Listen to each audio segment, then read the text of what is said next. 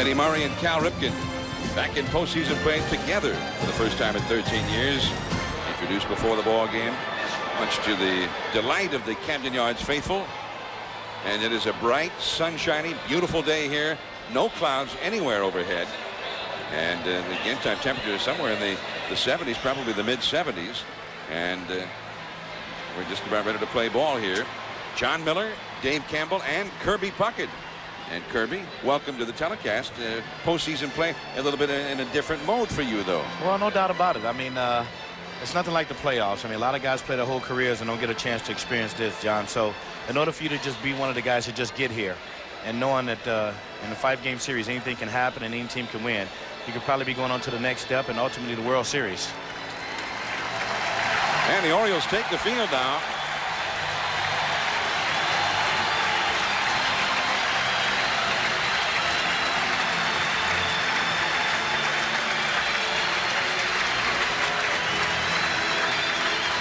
David Wells in charge with the responsibility of trying to shut down this high-powered Cleveland offense today. But Wells, look at those numbers, not very good. 11 wins, 14 losses, over 5 in ERA, and gave up a lot of home runs too. Well, no doubt about it. But anytime you get the ball up, and especially in this ballpark, the ball carries everywhere. And, you know, he's out there trying to do the best he can. He's got a tough job today. If it's offense you're looking for, you're at the right game. One of the keys defensively for David Wells and the Baltimore Orioles is going to be their ability to keep Kenny Lofton and Omar Vizquel off base. You see Suroff, Anderson, and Bonilla in the outfield, but Chris Hoiles has only thrown out 18% of the runners, and with David Wells on the mound, the opponents have stolen 26 out of 30. So if Lofton, who has 75, and Vizquel with 35, 110 stolen bases between them, if they could get aboard, it could be a long afternoon for Hoiles, who has an arthritic shoulder. So there's Lofton, ready to lead it off. He led the league with 75 steals. He's hitting .317 for the year. 14 homers, 67 batted in. He's not just a guy who gets on base. I mean, he got a little pop, Kirby.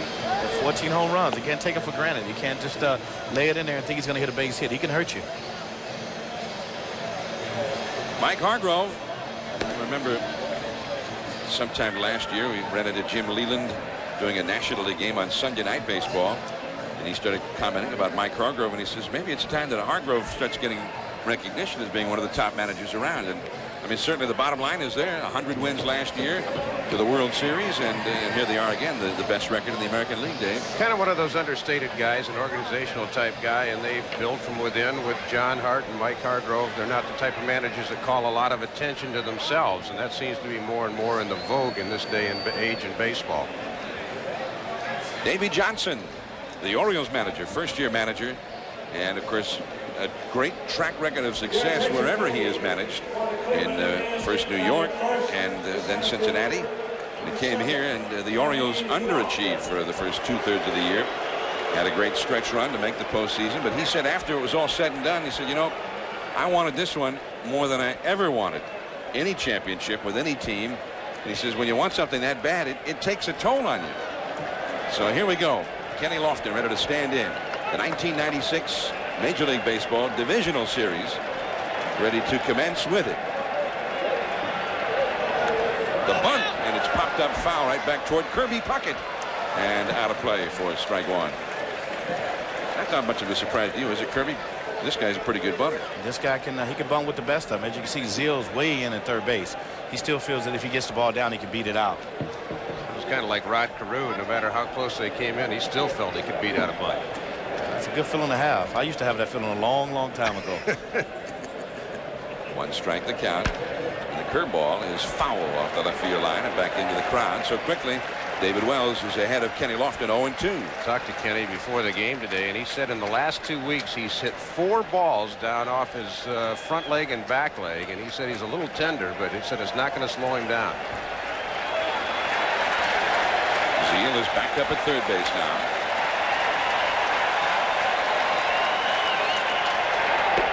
And the high fastball taken for a ball. 1 ball and 2 strikes. You see the Jugs gun rating.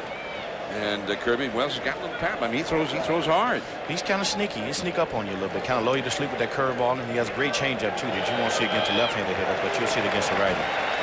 1 ball and 2 strikes. And a little bit 2 strikes. Key for David Wells, and Kirby talked about it earlier, is staying ahead in the count. He can use all his pitches in, and the hitters won't be as aggressive. He got 0-2 on Lofton. He wants to make something happen here.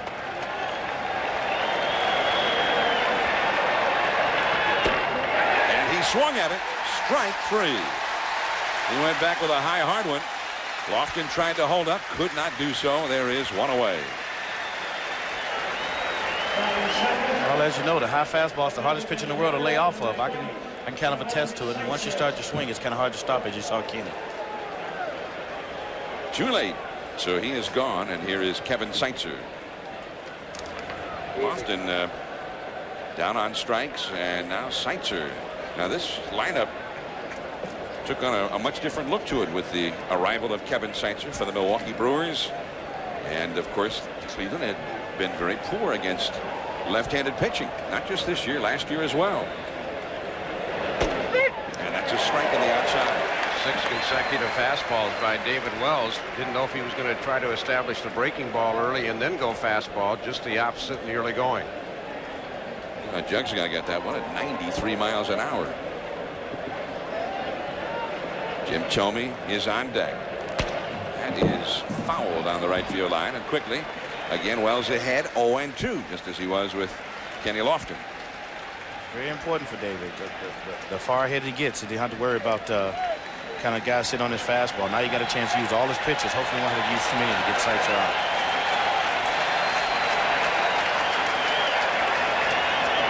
There's the curveball, and it's a base hit. Zeal made a dive for it, couldn't get to it. Kevin Seitzer but hit that one off the ground. He's a good hitter, man. It's kind of hard to get good hitters out, and I think he wanted to waste a pitch, but I think that was too good of a pitch to really waste. You see Seitzer reached out, Zeal playing on the line a little bit. Good try by Zeal, but Kevin Seitzer can hit. That's called a false hit also. Cal Ripken lets the third baseman know what pitch is coming. It was a curveball, so Zeal was expecting to pull it. You saw him take 1 step towards the line, and he hit it to the left. Now Jim Thome, powerful left-handed swinger, 311, 38 home runs and 116 runs batted in. He just seems to get better and better. I mean, you look at him, big, strong guy with a big swing. He looks like the prototypical power hitter, but he's hit 300 now, 2 years in a row. Crowding the plate, and it's a called strike. Stands right on top of the plate, man. He stands really close to the plate, and either he wants the ball inside, or he wants it out over the plate. I don't know how you're going to do it, but this guy seems to get the job done every time, and he's big and strong. Well, when you get into the Cleveland Power, you stay in it for a while. There's Thome, 38 homers, then Bell behind him with 48 homers, then Franco, a great hitter, and Ramirez, another 30-plus home run man. And it's 0-2. Got the good fastball past him. I think everybody who follows baseball and looks at statistics once in a while know that when major league hitters have 2 strikes on them, doesn't matter if it's 0-2, 1-2, 2-2, or a full count, they hit less than 3 or less than 200. And Wells has been 0-2 on every one of the 3 Indian hitters. So an 0-2 to Seitzer. He threw him a curveball, and Seitzer bounced it into left field. 0-2 to Thome. Seitzer at first, 1 out. And a high fastball misses. 1 ball and 2 strikes. I don't know who said David Wells can't throw hard. He's throwing about 93 miles an hour. I don't know who said that's not hard. Ed Dobson said he didn't know which one was going to show up today, and it looks like the hard throwing David Wells in the early going. I'll tell you, 93 miles an hour is pretty hard. Well, Wells got a little extra rest. Did not have to make the start Sunday in Toronto. So he's working today with 6 days of rest. 1 ball, 2 strikes. And Seitzer back to the bag at first. And again, that was an area, as Dave Campbell pointed out, in which Wells was really remiss this year. I mean, even though he's a left-hander, very poor at holding on would-be base stealers. And Chris Hoyles, with the arthritic shoulder, just is unable to throw the ball very well. And it's not been a very good combination. A lot of guys other than big base stealers have been running against this combination. Wells and Hoyles. 1 out, 1 ball, 2 strikes to count. 2-2.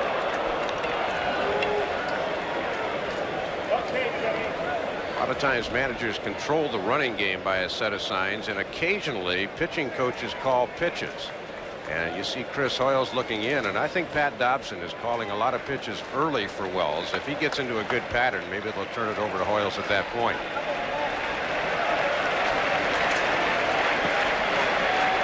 Two balls, two strikes, one out. And again fouled this one back out of play. Pat Dobson, longtime major league pitcher, now the Orioles first year pitching coach. Took a little heat earlier this year when the Orioles pitching was so bad.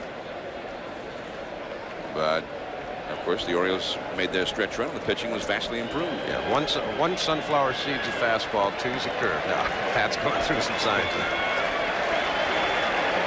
The sunflower system. 2-2 the count to Tony.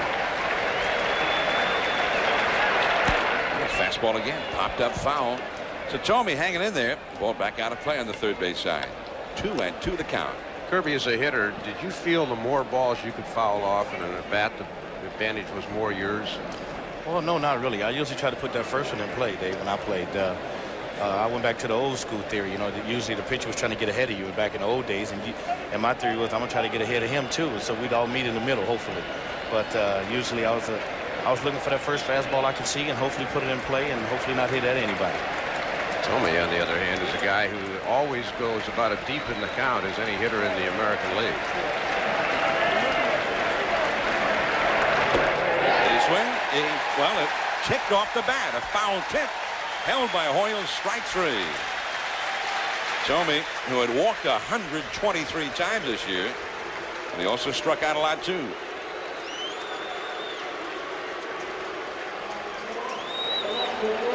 So two strikeouts for David Wells. That time the umpire did not have to make a ruling on the check swing. The ball glanced off the bat. So here is Albert Bell. .311 average, 48 homers, 38 doubles, and 148 runs batted in to lead the American League. Last year 50 home runs, and he backed that up with 48 this year. Two men down, runner at first. Right to Zeal. And no play. Seitzer safely into second. Albert Bell safe at first. An error to Todd Zeal. Not a good beginning for Todd. He already got nailed on a false step on the curveball that Seitzer hit. Then he gets in between hop here. He blocked it with his body, but he couldn't spot the ball. You could tell after it hit his body, he couldn't find it. He gets his body in front of it, knocks it down, but you see him going to the left, and the ball's back to the right. And no chance to get Albert Bell at that point. Well, I think he made the right decision by not throwing the ball. He thought that if he threw it, then he would make the situation worse than it is. So he decided to just hold on to it. Hopefully, hoping that it won't hurt him. David can get him out of the inning right here. Well, the Cleveland Indians, one of their weaknesses is supposedly their defense. And the last couple of years they made a lot of errors, and they tried to correct some of those problems this year with the trades they made. Baltimore, on the other hand, figured to have a very strong defense, but it's the Orioles who make the first defensive miscue, and now Cleveland with a chance to take advantage of it. And here's a guy who's just been an outstanding hitter for a long time, Julio Franco, one-time batting champion, hitting .322. Right field, and it looks like an easy play for Bonilla, and that's the inning. Two men left for Cleveland. The 50 home run man, Brady Anderson, will be leading it off for Baltimore when we get back. Well, we've seen David Wells take on the Cleveland Indians in the first inning. Now Charles Nagy will take the mound for Cleveland against Baltimore. Davey Johnson's ball club. The Orioles, the sluggingest team in the history of Major League Baseball. They hit 257 home runs this year, obliterating the existing record set by the Yankees in '61. And here is the lineup, and you'll notice a lot of guys with a lot of power.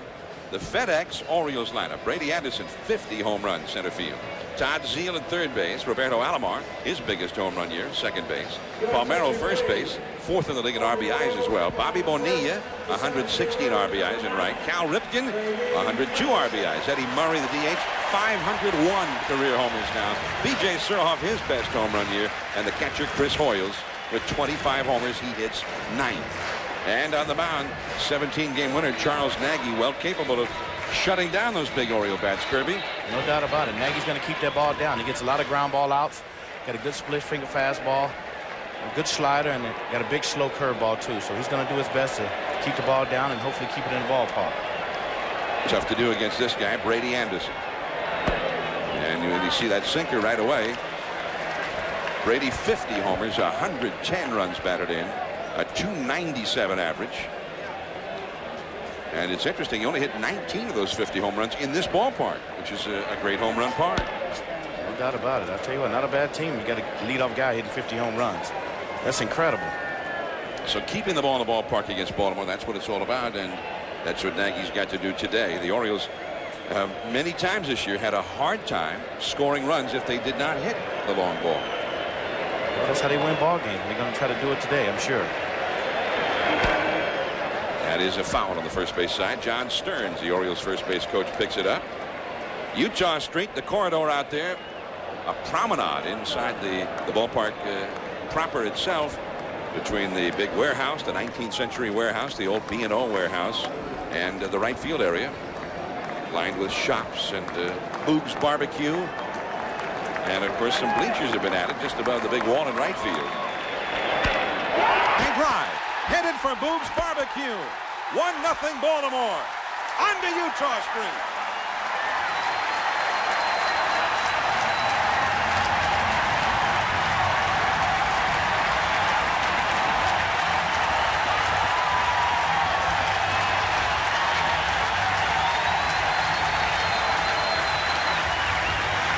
Well, Brady Anderson did that more often than any player in Major League history this year. He broke Bobby Bonds' Major League record by 12 times, leading off a game with a home run, and now he has done it in his very first postseason at bat. Charles Nagy had only given up one home run to the Orioles this year, and that had been Brady Anderson. He's just hit his second. Now Todd Zeile. The fans are on their feet. They haven't finished cheering yet. A strike to Zeile, the former National Leaguer acquired from the Philadelphia Phillies in a trade just before the deadline to lock in the rosters for the postseason. Zeile had 20 homers and 80 RBIs with the Phillies. He was their cleanup hitter. And the count is 0-2, and he came here to Baltimore and had a big impact immediately. But finished in a big slump, going 1 for his last 38 to end the regular year, and only .237 average as an Oriole. Deep left field, but Bell reaches up, looking to that bright sunshine to make the catch. What about that? What about that outfield, Kirby, and the tough day when the sun shines? Well, it's a tough day any day. The sun is shining for an outfielder. It's the toughest play in the world to make.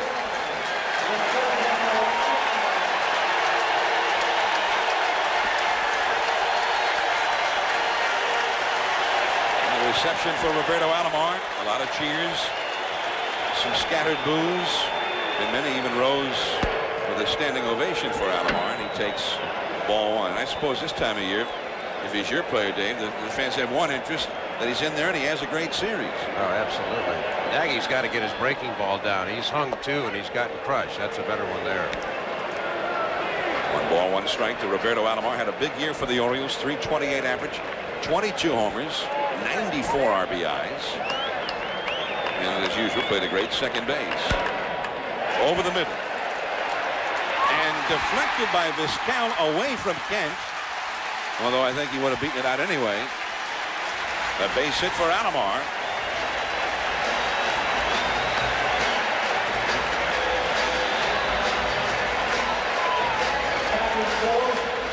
Brady got a high curveball there from Nagy and hit out of the ballpark. I tell you what, he hasn't been missing much. You get the ball up to him, put it in his zone. He's been doing one thing with it this year, and that's hitting it out of the ballpark. He's had a great year. Also, you got to remember the good thing about the starting the playoffs today is that everybody's hitting the same thing today. Everybody starts off at 0. Even the pitcher's ERA at 0. Now here is Rafael Palmeiro trying to bring up his average against Kirby, hitting 0. What's the matter with him? Palmeiro did a little better than that in the regular season, though. 39 homers, 142 RBIs, 4th in the league in that category. .289 average. He's a guy kind of makes it look so easy up there, doesn't he? Just 3-word explanation. He can hit. That's all I can say about Rafa. He can hit. Roberto Alomar at first. Franco in the bag with him. His brother, Sandy Alomar, the catcher, charged with the responsibility of maybe having to try and throw Roberto out. I guess this is a dream come true for brothers to play against each other. I can't think of anything else. I know that he got a tough job trying to hold his brother down over there, but his brother can throw too, so we'll see what happens. And it's 2-0 out of Palmero. John, we were talking last night, and the Orioles early on under Davy Johnson, he tried to make them a running team, a lot of hit and running, but the last half of the season, they didn't run hardly at all. Even Robbie Alomar, only 17 steals. There were so many runs scored in Orioles games. So many that they scored, so many that they gave up. You just thought, hey, it's diminishing returns when you risk giving up an out. And it's 3-0 to Palmero. Bobby Bonilla is on deck. There was a time in his career when Robbie Alomar thought the best pitch to steal on was 3-0. We'll see if he's in that mode today. He figures the pitcher doesn't pay any attention on that count. Again, he's only stolen 17 times this year, so he's not in that 40-50 plateau he's been in the past. Well, that's because they've been jogging around the bases a lot around here this year. So there he goes. He'll make it to second. Jeff Kent throws out Palmero, who swung away on 3-0. Stayed out of the double play at least by running. So Robbie Alomar, figuring pitchers just don't pay attention to him, was running on the play.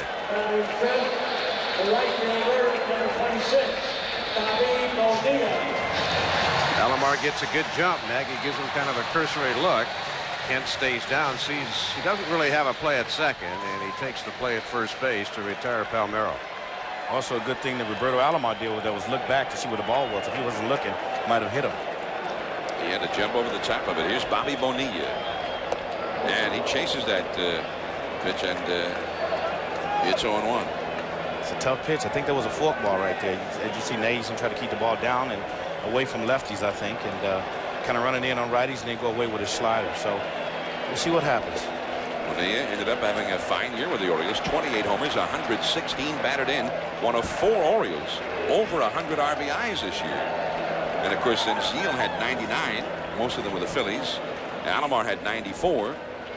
I mean, this club just had so much offense it defies rational discussion. Cal Ripken is on deck. 1-0, Baltimore ahead. Alomar at second, 2 down. And the count goes to 2-1. He went to the fastball there. One time you could get Bobby Bonilla all day long if you could make good pitches with your changeups. This year against Charles Nagy, he is 5 for 8, so he's done pretty well over the last year and a half career-wise against Nagy.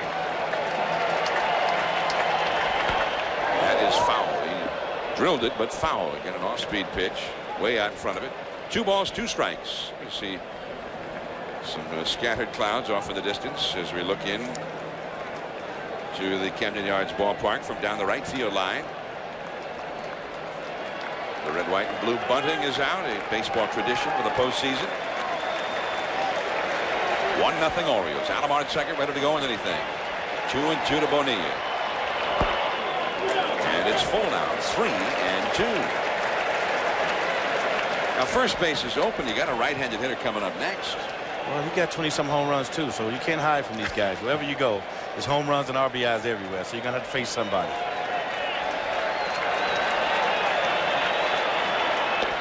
There's the fork ball, and he took it. Ball 4. And now he'll have to face Ripken. And Ripken actually had a long slump there, August and September, but finished up swinging a pretty hot bat. I think that's just a matter of Nagy knowing that Bonilla has owned him. He was going to throw him the perfect pitch, either make him chase out of the strike zone or go after Ripken. Cal's hitting .278 lifetime against Nagy, so he's right at his seasonal average against Charles. But the way Bonilla's owned Nagy, I think Charles remembered that and just said, hey, hit this splitter if you want to try to get a base hit. So this is the part of the Orioles lineup that harkens back to their World Championship team of '83. Ripken at the plate, Murray on deck. And a good fastball, knee high, right on the outside. It's 0-1. There's Roberto Alomar got an infield single. He's at second base. And Bobby Bonilla, who walked, is at first base. And they'll both be off and running at the crack of the bat with 2 down. 0-1 to Cal Ripken. Different looking stance for Cal. Broken bat.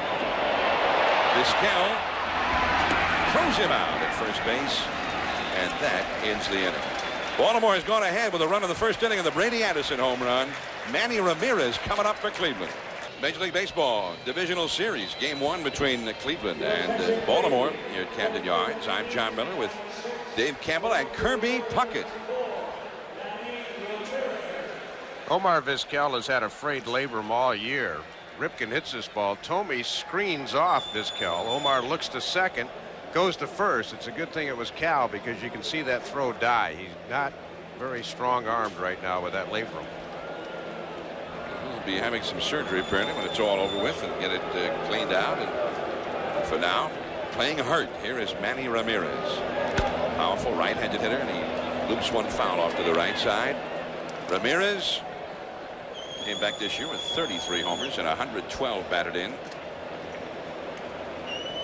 Young guy from grew up in the New York City area, and big year last year, another big year this year.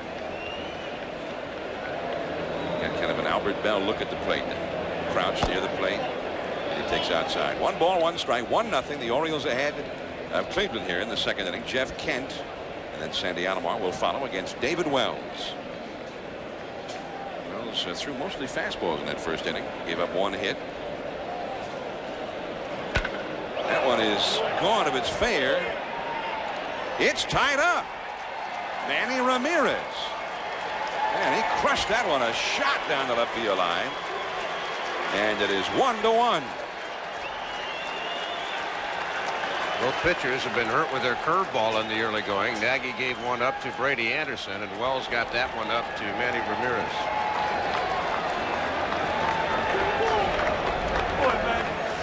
The pitches look like a fastball right down the middle. Manny can hit fastballs with the best of them. Line drive, right, one-handed too. You see the ball, hit the ball a long way. It's out in front and everything, and still hit it out.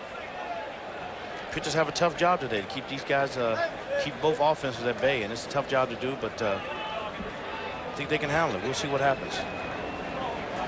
Now Jeff Kent, former New York Met, and the curveball is low. 1 ball and no strikes. So Brady Anderson's home run leading off the first inning for Baltimore has been answered by Manny Ramirez leading off the second inning with a home run. Jeff Kent with power. But he didn't do a whole lot of hitting once he came to Cleveland. Kent with the Indians in 102 at bats, only 3 home runs, although he got his average up to 265 with Cleveland. With the Mets, usually up around the 20 home run level. Jeff Kent can hit a little bit. I think everybody's kind of down on his defense a little bit, but he could definitely play the game, else he wouldn't be here, that's for sure. Playing second base today for Cleveland. Just inside with a fastball from Wells. 2-1 to Kent. You see with the Mets, he was hitting 290. But again, it was a disappointment for the Mets this year with the home runs and RBIs. 12 home runs total for Kent this year. And that's a high foul back out of play on the first base side. 2-2 the count. Well, Kirby, this is a happy ballpark for you. You came here for the All-Star game. Yeah. Was it 93? Yeah, that was a lot of fun. I was tired too when I came here, and just goes to show you that on any given day anything can happen. And I stepped up to the plate against Mo Holland, hit a home run, and then hit a double later on, and was MVP of the All-Star game. It's something I never expected. 2-2 the count. Seal. And Kent is retired. 1 away in the Cleveland second. John, you mentioned the Baltimore defense. I mean, that's just been a tradition here over the last 8 years. About 55 fewer errors than any team in the major league. It looks to me like it's a wonderful infield to play on. You watch games here on a regular basis. Well, Rafael Palmeiro and Cal Ripken both saying an excellent infield. Zeal said one of the best infields he played on all year when he came over here from the National League. Here's Sandy Alomar. Got a lot of Alomars here today. Sandy, the Cleveland catcher, 263 for the year, 11 home runs. He was in a slump for a good part of the season. Both he and Pena, the Indians were not getting much production from their catchers, but Sandy finished up hitting over 300 for the month of September. 1 ball, no strikes, the count. 1 out, nobody out. 1-1 game. Omar Vizquel is on deck. And that fastball waved at and missed. Strike 1. 1 ball and 1 strike to Alomar. I thought the pitch was a changeup. Myself, it looked to be fooled a little bit. But as you can see, a tailing fastball away from him. 1 ball, 1 strike to count. Curveball is hit hard but foul on the third base side. 1-2 now to Alomar. Alomar, I saw him a couple of weeks ago in Chicago. Cleveland was coming in to try and wrap up the division against the White Sox. He said, well, hopefully we'll take care of them in a couple of weeks, and then we'll face Baltimore in the postseason, and I will kick Roberto's backside, he said, or something to that effect. I'm not quoting him exactly on that one. Pop up, seal, and that is shot number 2. This is just the first of a lot of baseball coming up at 4 o'clock. The San Diego Padres, who won the West, taking on the St. Louis Cardinals in St. Louis. That'll be on ESPN. Then the Texas Rangers and the New York Yankees at Yankee Stadium. That'll be on NBC. My colleague Joe Morgan will be there. And that's the rest of the lineup for the playoffs today. The Atlanta Braves and Los Angeles Dodgers will not get started until tomorrow in the National League. There's a fastball a little bit high to Omar Vizquel. Kirby, this guy become a pretty good hitter. I mean, you think of him as a glove guy. 297. He hit pretty well last year as well. No doubt about it. He can definitely. Everybody knows about his glove. I think he's gotten a lot better this year as far as taking pitches and getting on base in front of Lofton when he did get a chance to hit ninth. And he stands right on top of the plate and he makes you work. I mean, if you throw it right there, he can fool you. He can surprise you with a little bit of power too. So. 2-0 to Vizquel. 2 down, nobody on. And a pop-up foul that will come back out of play. Vizquel a little bit less of a hitter as a right-hander than as a lefty, at least this year. I think he's a better right-handed hitter than left-handed, but I could be wrong. I think he has more power, I think, from the right side. First time Wells got behind anybody 2-0 through the batting order. He comes back and it's 2-2. 1-1 in the top of the second inning.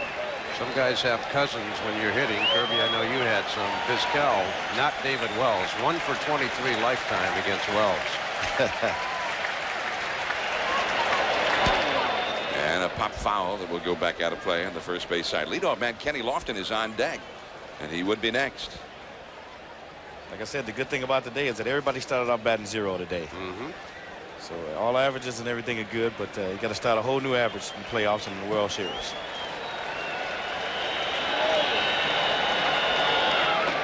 Curved him but missed with it.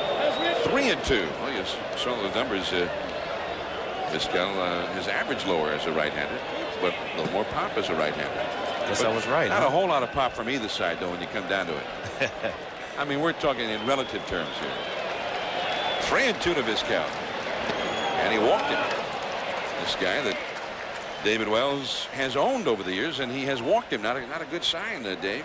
No, he got behind 2-0 and then came back after him 2-1. But you know, John, you were talking and Kirby talking about, you know, your average starts all over in postseason. I mean, sometimes you expect big guys like Kirby did in the series against Charlie Lee Brandt to come up big, but sometimes in the postseason it's big surprises. Guys like Brian Doyle and Dusty Rhodes. I mean, Mark Lemke in the '91 World Series. You just never know who the hero might be. Gene Tennis in 1972, absolutely. Here's Kenny Lofton, left-handed hitter, and back to the bag is Vizquel. And when with the leadoff man up and 2 down, I mean, he's got to be running now. You send him, Kirby? I think so. You're telling him to go now. I'm telling him to go. 35 steals. Worst case scenario, you got Lofton leading off next inning. That's a pretty good deal. Pretty good option for Mike Hargrove. Low risk. There he goes. And he went on a curveball, and he is out at second. He overslid the bag. Ripken kept the glove down, and Vizquel went right past the bag and got tagged out. And on that unlikely play, the inning has ended. 1-1 as we head to the second. The Orioles have Eddie Murray coming up. I'm John Miller with Kirby Puckett, Dave Campbell. We're glad to have you with us. Coming up at 4 o'clock on ESPN, the Cardinals and the Padres. And Dave Campbell, I know the Padres kind of surprised people by making it to that series. Well, they have terrific pitching, though, and statistically they had the best bullpen in all of baseball. If they have a lead late, especially with the shadows in St. Louis, they may win. And Kirby, an old friend of yours, Eddie Murray, coming up right now for Baltimore. Yeah, he's a good friend of mine, and Eddie's done a lot of good things and been a good friend of mine for the whole time I've been in the major league. So. First ball swinging, and Murray, the former Cleveland Indian, hits one down the left field line. That one is falling, and it's a foul ball. Great effort by Vizquel. And Albert Bell really never got into that play, but Vizquel with a virtuoso performance was the closest one to it, and the Indians were glad that it went foul. Well, we saw Ray Langford tear his rotator cuff on a play very similar to this. Vizquel that time extended his left arm, and you see Jim Thome couldn't even find the ball. Vizquel, though, has the better angle. But Omar, we did see Langford. He tore his rotator on his throwing arm. Vizquel already has a frayed labrum on his throwing arm and almost hurt his left arm there. Eddie Murray, he hit the last 10 of those 22 home runs upon coming to Baltimore in late July. The trade was made. Kent Merker went to Cleveland in that deal. Murray back with the Orioles. Nagy throws him out. There's one away. Murray, of course, a key man of that Cleveland ball club that won 100 games last year and had some big hits in the World Series as well. Hit a home run in the series against Tom Glavine. Had a big hit in an extra inning ball game for Cleveland. And Eddie Murray, Kirby, when you talk about in the clutch, I mean, that's Eddie Murray's career. I mean, he's been one of the best around, driving in the big runs. No doubt about it. He's been doing it for 20 years now. And I don't think everybody just expects nothing else of Eddie but the best. And he's definitely one of the best to ever play the game. Now B.J. Surhoff, former Milwaukee Brewer. In fact, two of the Brewers' top hitters these last couple of years in this series now with Seitzer for Cleveland and B.J. Surhoff with the Orioles. Surhoff developed some power here in Baltimore. 21 home runs, most of them in this ballpark. B.J. could hit. He could always hit. It's just he got hurt a lot when he was in Milwaukee. And if you're hurt, then there's not much you can do. He was playing third base for the Orioles and did a pretty good job there. And when Zeal came over in the trade, they moved him to left field.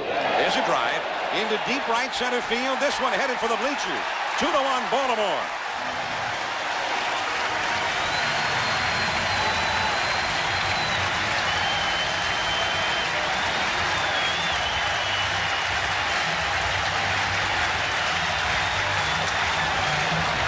Welcome to ESPN's Home Run Derby here at Camden Yards today. 3 runs, 3 homers. Well, we can't be too surprised by that based on what these teams did in the regular year. Kirby, here's a look at it. Fastball inside, right where B.J. wants it, right where any left-hander wants it, down and in, and put a good swing on it, kept his head down and put a good swing, and nothing new out of the ballpark. So here's Chris Hoyles, another powerful hitter. 25 home runs for him this year. He's the 9th place hitter. Every man in the Orioles lineup is a home run threat. The lowest home run total of any Oriole in the lineup was B.J. Surhoff. Hit only 21. Oh, is that all? Hoyles hits one high in the air, shallow right. Ramirez in, Kent out, and Kent takes it just in front of Ramirez. A little confusion there. A lot of confusion. Usually it's up to the outfielder to make that call. Manny's coming in. I think he kind of flinched like the sun was in his eyes. I don't know if he could see it or not, but lucky Kent went out and made that play, but that was almost a disaster right there. Well, so many times in the history of postseason with that October sky, the sun always being a little bit lower, outfielders, infielders have a lot of problems. You think back to Willie Davis in 1966, 3 years in 1 inning. I mean, that was really a struggle. Or was that 63? 66. No, 66. Yeah. The first time Baltimore was in postseason play. Here's Brady Anderson. He led off the Orioles first with a home run. Brady Anderson, kind of a student of home run lore. He knows all the names of everybody who's ever hit 50 home runs in a season. And recite them off to you, except he won't put his own name in there. Lofton into right center. And that ends the inning. Well, Baltimore's had 2 at-bats and 2 home runs. B.J. Surhoff going deep here. Lofton, Seitzer, and Thome coming up. 2-1 Orioles. We're at Camden Yards in Baltimore. Game 1 of the division series, the Orioles and the Indians. And there's the look from the rooftop of the B&O station down at Utah Street. Out behind the bleachers here at Camden Yards. And now I look back into the beautiful ballpark here. We got 2 ball clubs here with great new ballparks. Jacobs Field in Cleveland, one of the outstanding new ballparks built. Coming up 4 o'clock, Joey Hamilton and the Padres taking on Todd Stottlemyre and Tony La Russa's St. Louis Cardinals And it'll be interesting. You mentioned Ray Langford. It'll be interesting to see what Langford's status will be for that ball game. That's coming up next on ESPN after our ball game here. And then later tonight at 8 o'clock, the Yankees and the Rangers, and that game will be seen on NBC. Kenny Lofton, he struck out his first time. A guy, despite all their power, Cleveland needs him to get on base and make things happen. It's a big part of their offense. Lofton scored 132 runs this year. And that's a strike, and it's 0-2 from David Wells. Zeal again was playing very shallow at third base. Now with 2 strikes, he backs up a little bit.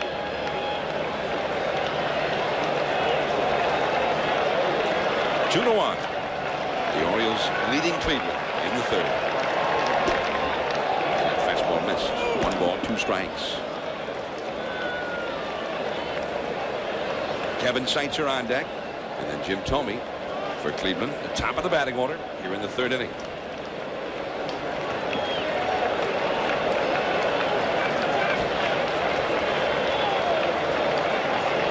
And he chased that high fastball, got a piece of it this time.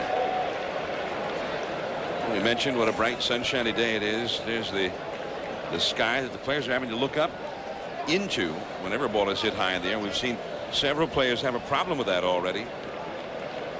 Makes a big difference as an outfielder, and also infielder when pop-ups go up. Can make it really tough, make a play. 1-2 the count. And there's one high in the air. Ripken out, Surhoff in, and Surhoff. And again, Lofton kept off the base pad. That's going to be a huge key for David Wells. We saw with Vizquel, who had the base stolen so easily, but overslid the bag. But if Wells can keep Lofton off base, that's going to go a long ways towards helping his club win today. I guess when you're a manager in big ball games like this, because the difference between clubs at this level is so slight, that's a manager's worst nightmare, right? The little unforeseen things that happen, like a guy stealing a base but sliding off the bag. I mean, how often does that happen? You almost never see it. Here's Seitzer. And he takes a strike on an 0-2 pitch. He singled on a curveball into left field his first time. He's 1 for 1. Probably won't see that curveball again if he goes 0-2 on him. I guarantee it. 1 strike the count to Seitzer. 2-1 Baltimore ahead. We're in the third inning.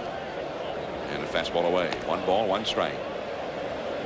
Kevin Seitzer, I mean, he's been around a long while.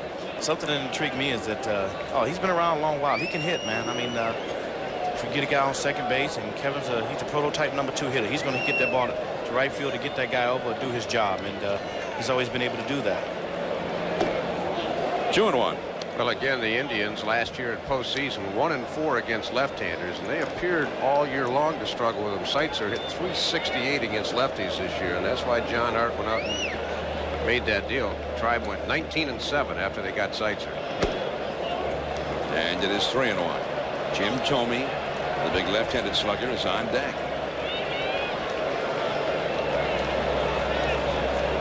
There's Thome.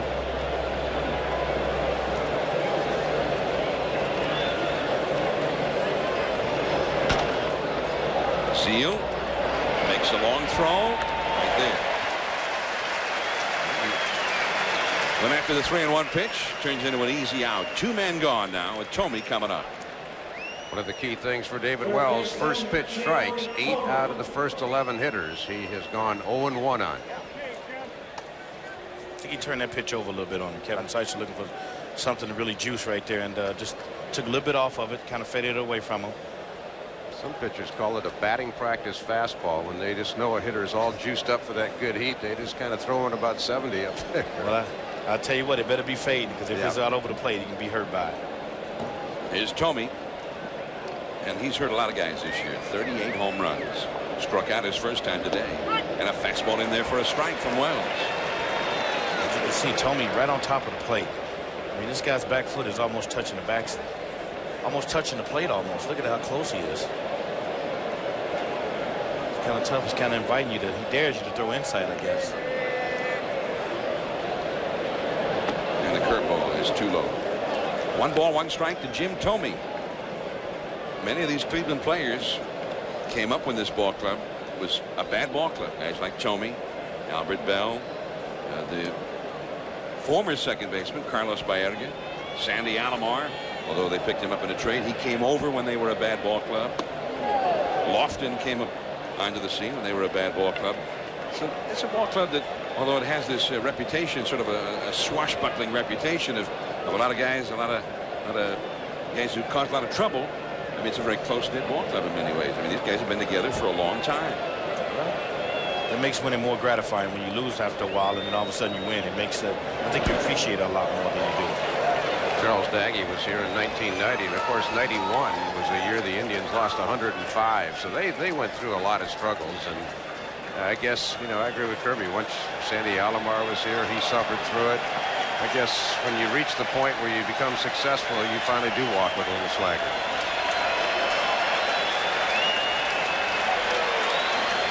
Two and two the count to Jim Thome.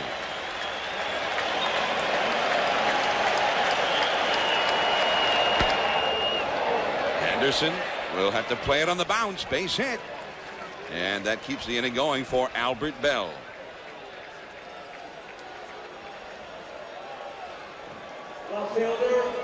See Tome's back foot right on top of the plate, and the ball inside. He's so big and strong. Just turns right on it and hits it right in the center field for a base hit. Keeps the inning going for this guy right here who can hurt you anytime, any place, anywhere. Albert Bell.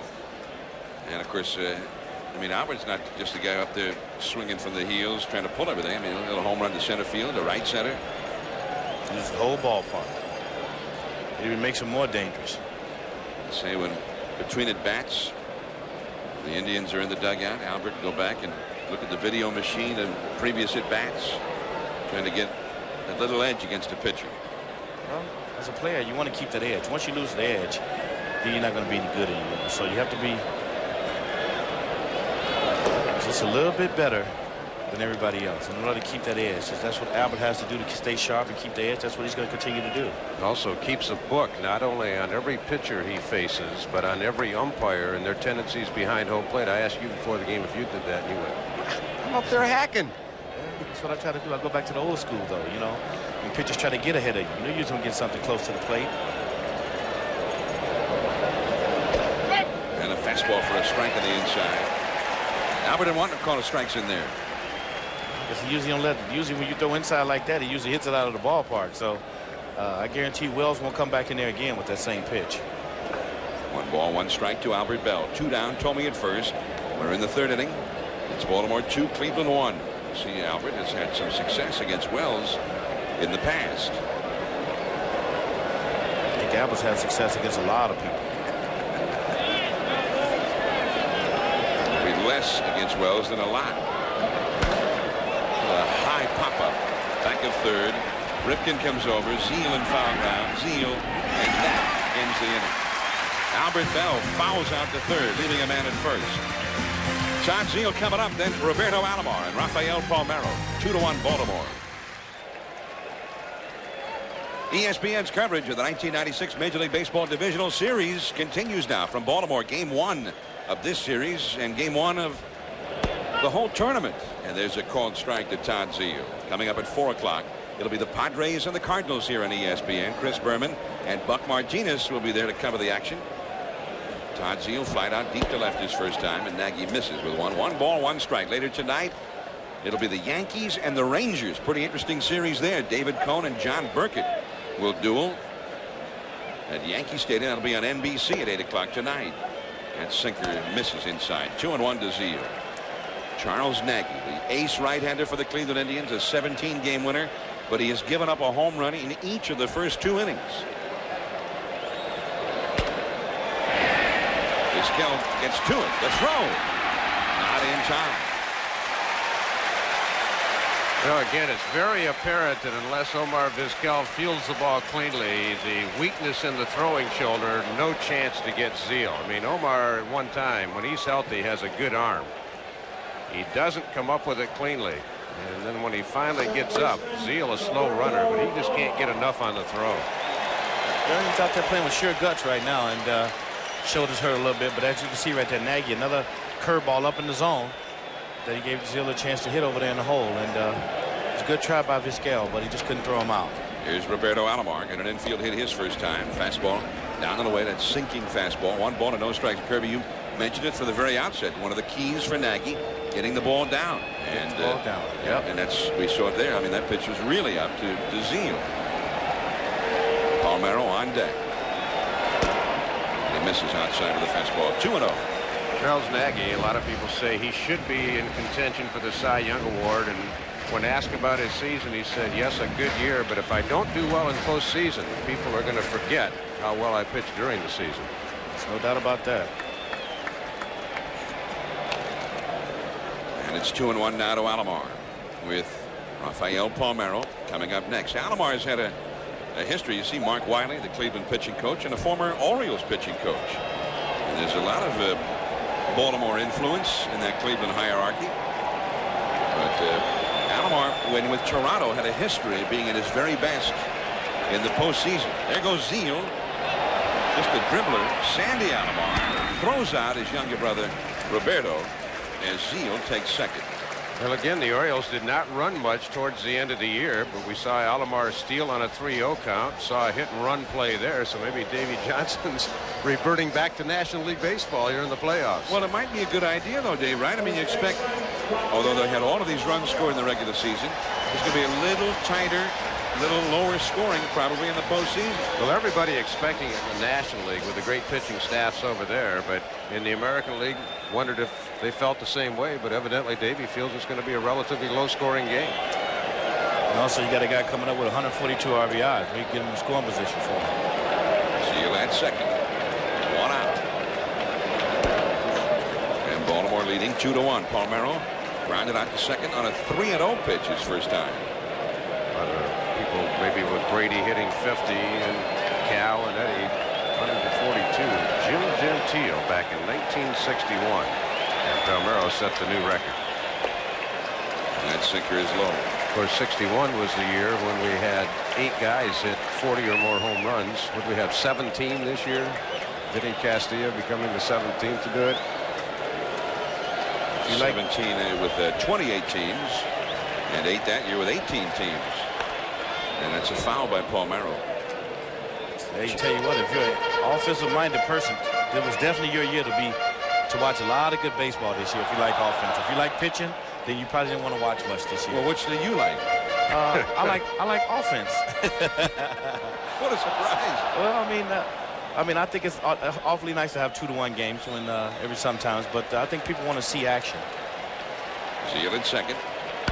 That one is hit deep and fouled on the right field line. And again, Kirby up in the zone a little bit. Yep. He has to keep that ball down, and as you can see, when you get the ball up, he can get hurt. And but I guarantee you right now, he's going to throw that ball away from Rafi right here and try to make him pull a ground ball to second or something. Going to try to keep it down. See the Orioles with the league record, and 2 other ball clubs broke the Yankees' old home run record as well. 2-2. Inside with the fastball up again. 3-2 the count. Amazing thing to me, Kirby, as you watch Palmeiro, is how effortless his swing seems. No wasted motion at all in his swing. Bobby Bonilla on deck. Runner in second, 1 out in the third. Nagy trying to hold the line here, already trailing 2-1. Into right center. Ramirez back. It's over his head and going to the wall. Zeal will score. Palmeiro with a double. 3-1 Baltimore.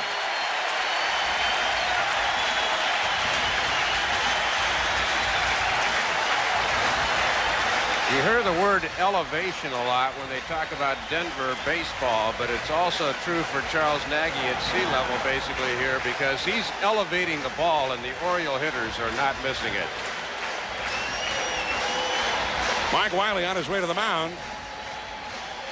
That's a pitch again, the hanging forkball it looked like, and Rafi just hit it right into the right center field gap. It was definitely up in the zone.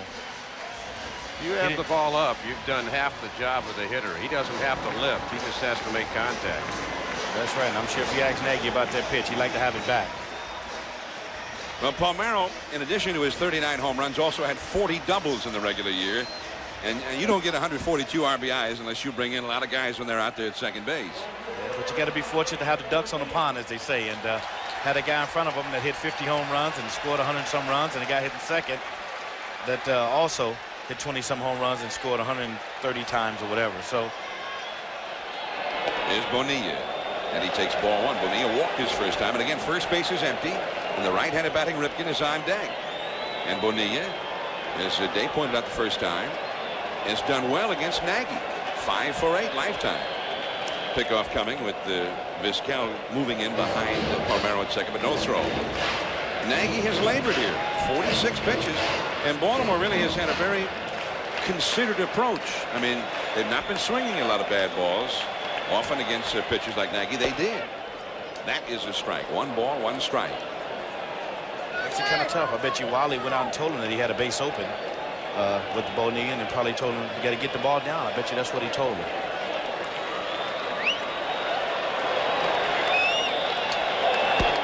Good fastball on the outside. Strike 2. Bonilla did not like the call.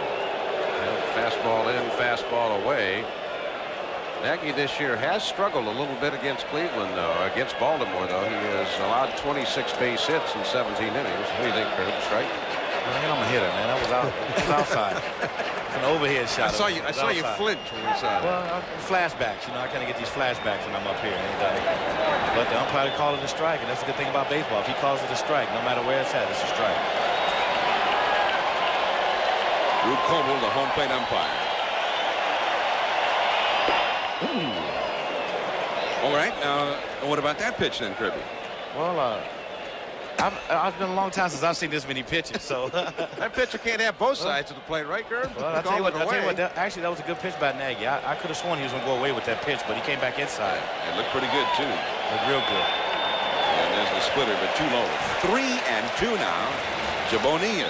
Same count he had last time, and he threw him a 3-2 splitter down and away last time. Let's see if he changes his pattern. He's got Bonilla thinking out there probably, but he also could pound him in with a fastball.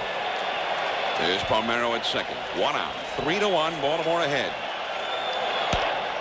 Right back to Nagy. He looks Palmeiro back. Bonilla is retired. Out number 2, and now Cal Ripken is coming up. Palmeiro, by the way, you see him limping around a little bit. He's got a very bad left ankle. He thinks he hurt it against the Yankees 2 weeks ago. He's getting it treated before every game. He's getting it heavily taped before every game.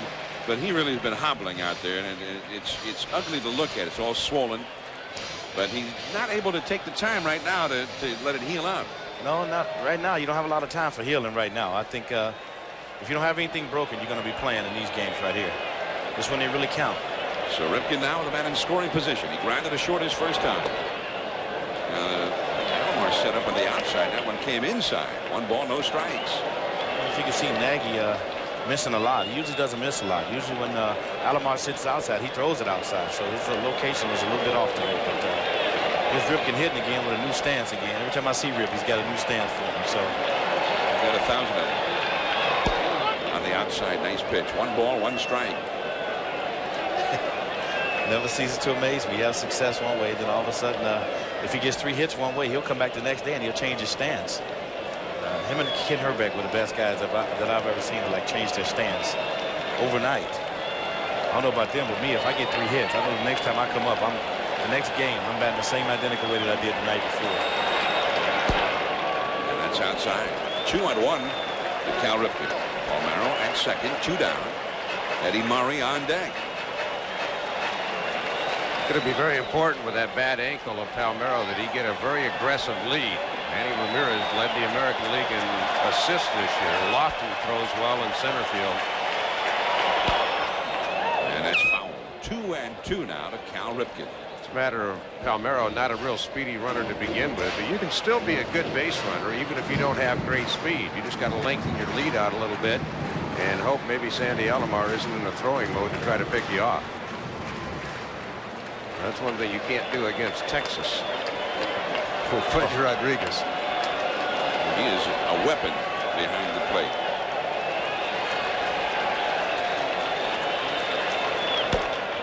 Cal, that one came up and off of home plate and hit him.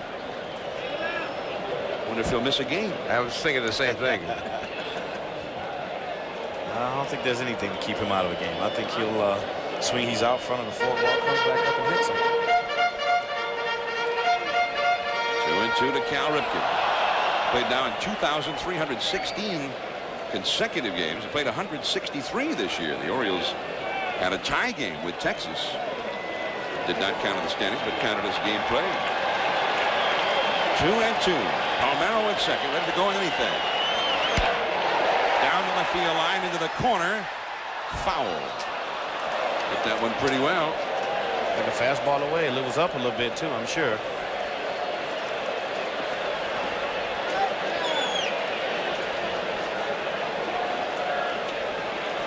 Ball up again.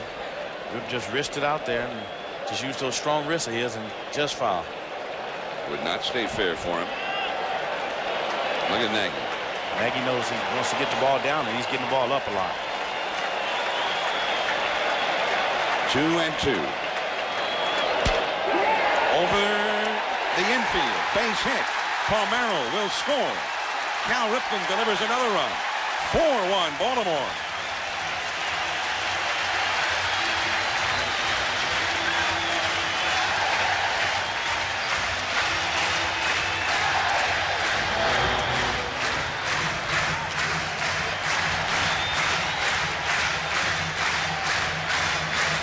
Well, again, watch the height of the ball. It's a blue pit. He gets jammed, but when you get the ball up, then you can fist it over the infield. If the ball's down and you get jammed, it's a little weak grounder. So again, Nagy is up as Cal just looked hopelessly on as Cal drives in a big run.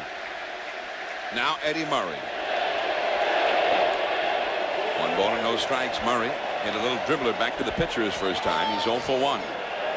Started the year with Cleveland and was traded to Baltimore only after Mike Hargrove announced that Eddie was going to become a platoon player for Cleveland. And that's in there for a strike. 1 ball, 1 strike. And Eddie was not too pleased with it, but it showed the popularity and his presence in the clubhouse when many of his teammates were outraged at what they perceived as an insult to Murray.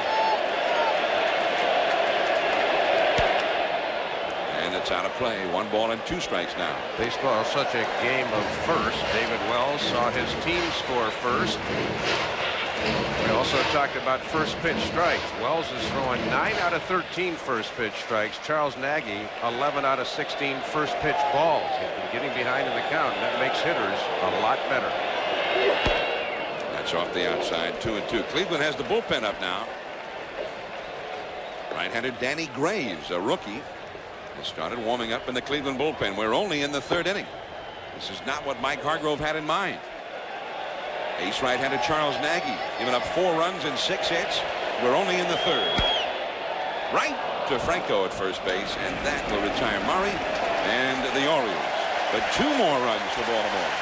3 hits. Franco and then Ramirez coming up. ESPN's coverage of Game 1 of the American League Division Series between Cleveland and Baltimore continues now. Top of the 4th inning. The Orioles 4, Cleveland 1. John Miller, Dave Campbell, and Kirby Puckett here with you. Joe Morgan will be back with us tomorrow. He's working the Yankee Ranger game tonight for NBC. That's an 8 o'clock telecast on NBC. Coming up after our ball game, the Cardinals and the Padres will get underway in St. Louis at about 4 o'clock. And here's ball 1 to Julio Franco. By the way, because of the delay here without the umpires being present, we had a delay here getting started.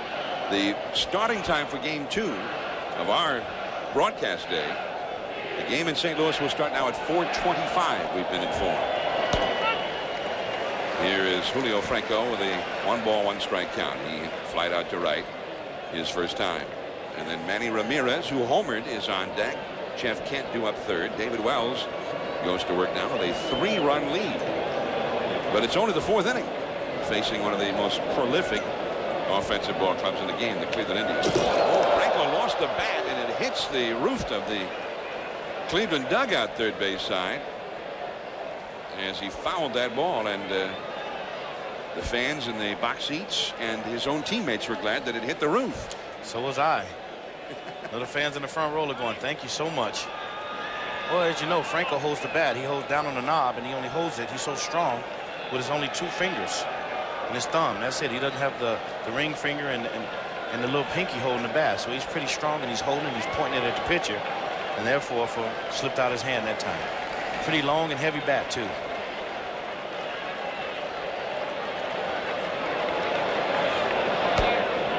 Fastball away. Full count now to Julio Franco.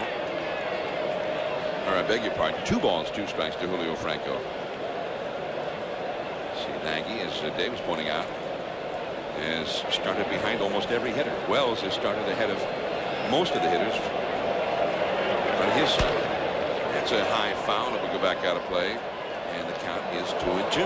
John, we talk about this can be such a complex game, but when you break it down to its simplest element, if you score first, if you retire the first batter in the inning, and you throw first pitch strikes, you're going to win about 90% of the time.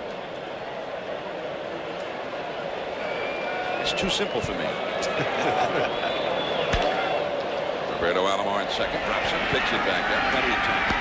Franco's had hamstring problems all year long, not running well, so Alomar had more than adequate time to recover and throw him out there. 1 down. Well, one thing is Cleveland, I know these last couple of years, been a great comeback ball club. Last year in particular, and this Baltimore club has had many tremendous comebacks this year. Maybe their biggest one was 51-52 on July 28th, and they were 10 out behind the Yankees. They'd been swept after the All-Star game. That's not just a game, that's a season they came back from. Ended up 12 back of the Yanks almost by the end of July, and eventually got as close as 2.5 before the Yanks picked it up at the end. Took a series from the Orioles 2 weeks ago in New York and won the division. The Orioles came back to gain the wild card berth. Ramirez, who homered his first time, and he shoots one right past Wells. He is 2 for 2, a base hit for Ramirez. 4th hit for Cleveland. Dave Nelson over to talk to Manny Ramirez at first base. But we saw how Charles Nagy squares off. He's a good fielding pitcher. Wells falls off the mound. You can help yourself if you can field your position, but if you fall off that mound, you're going to be in trouble. I think on that play right there, good field or not, I just thank God it didn't hit him, because that would have hurt right there. That ball, even your best fielders wouldn't have caught that one, I don't think. Yeah, John, one guy who's not even on the Orioles postseason roster, Rick Tripton, may have pitched the biggest game all year for Baltimore. Not only did he win, but it allowed Davy Johnson to go back to that, 4 full days rest. This past Wednesday, the Orioles had been stumbling. They were in Boston facing the red-hot Red Sox, and Cribbed, the young lefty, got charged with pitching a very big ball game, and he pitched beautifully, and they won the game. Seen right here on ESPN, 6-2 last Wednesday night against the knuckleballer Tim Wakefield, and many really thought ahead of time it was the biggest game of the year, and he came through beautifully. But he's not on the postseason roster. He wasn't active when the rosters were frozen at the end of August. The Orioles then clinched the wild card on Saturday in Toronto, enabling Wells to make the first game start here. And it's a strike to Jeff Kent. Grounded to third his first time. 1 out, 1 on, 4th inning. 4-1 Orioles. We talked at the beginning about how on paper everything looked like Cleveland in this game. Their best pitcher, Nagy. Wells had been struggling terribly, but this would be a tremendous lift for the Orioles if Wells could give him 6 or 7, and then Davy Johnson can utilize that 8-man bullpen and get the matchups he wants. He's got a lot of lefties and righties down there, so they're going to be specialists in this series. The Orioles bullpen, a much behind group much of the year. Rocky Coppinger there, number 27, was a starter in his rookie year. He's out in the bullpen now as well. They give them 8 men out there. Up and into Kent. 1 ball and 1 strike. Sandy Alomar is on deck. And there's Davy Johnson doing a little extracurricular reading. Well, he's got the lead here. Now that's relaxation, Kirby. Doesn't look too worried to me. I think that he was losing. I don't think he'd be reading that, I don't think. So Wells has always done well against Cleveland. That is a fair ball. Headed for the left field corner. Surhoff up with it. Kent heading for second. In there with a double. Ramirez stopping at third.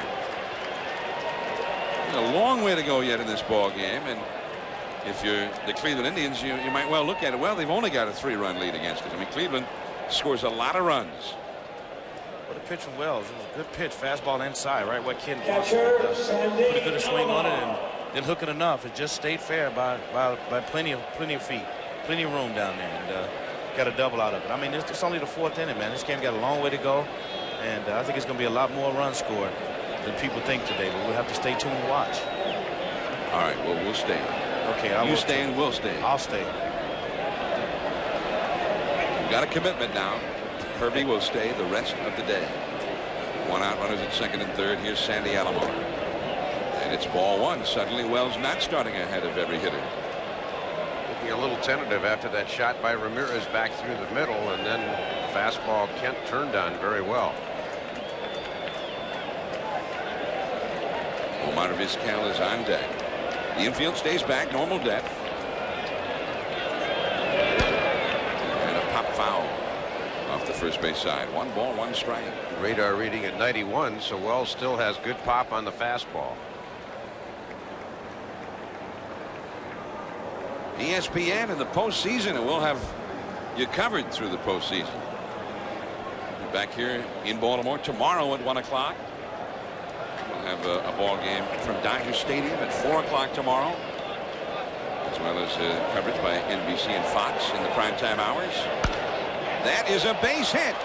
Sandy Alomar over the head of brother Roberto. Kent will be held at 3rd, but with the high throw by Bonilla, good base running. Sandy Alomar takes 2nd base. That's a bad throw there by Bobby. As any outfielder knows, what you're supposed to do is hit the cutoff man, and I think what he tried to do was hit the cutoff man and maybe do a little bit too much, but let Alomar get in scoring position. I think he should have just kept. Well, especially with the 2-run lead after the runner scores, you got to keep the double play in order. Keep the double play in order. That's right. Bobby Bonilla comes in. He makes a good play on the half hop, but when Sandy Alomar sees this ball airmailing Rafael Palmeiro, wisely goes to 2nd, and Hoyles has no chance. Look at Sandy. He reads that right away with a high throw. That's what you taught us when you hit the ball like that, and if the outfielder doesn't hit the cutoff man, and just keep going. And Bobby's hoping right now that it doesn't cost him, but a base hit right here can tie up the game. That's right. So now both men in scoring position. Omar Vizquel, the hitter.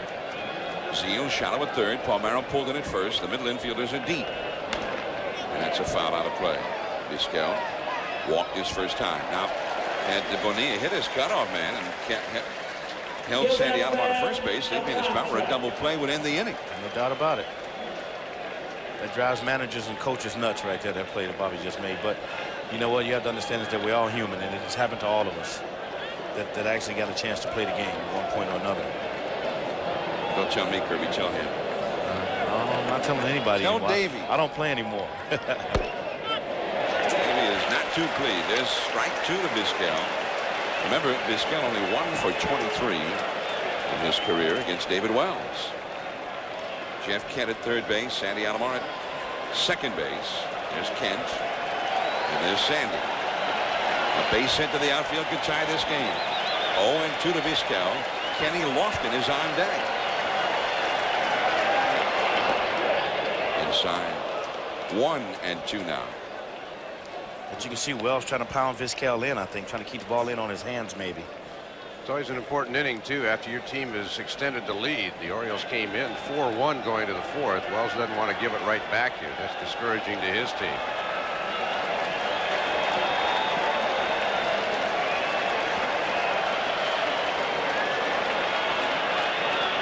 Wells still peering in at Hoyles. Now Vizquel backs away for a moment. Wells has now thrown 70 pitches, and we're only in the top of the 4th inning. 1 out. The swing. The appeal, no, says Greg Kosk, the first base umpire. 2-2 the count now. Well, the rule of thumb always on a switch hitter who doesn't have big power, and Vizquel fits that mode. He's got some, but you pound him in, especially with 2 strikes, because they're trying to find a way. He didn't go. Good call by the first base umpire, Greg Kosk. See if he stays in on him right here, or he tries to go away from him. Kent at 3rd base. Sandy Alomar at 2nd. He went away that time, and Vizquel hits it foul into the 2nd deck. 2-2. Haven't seen much of David Wells' changeup today, which he has one of the better ones. He's primarily gone probably about 75 to 80% fastballs this afternoon.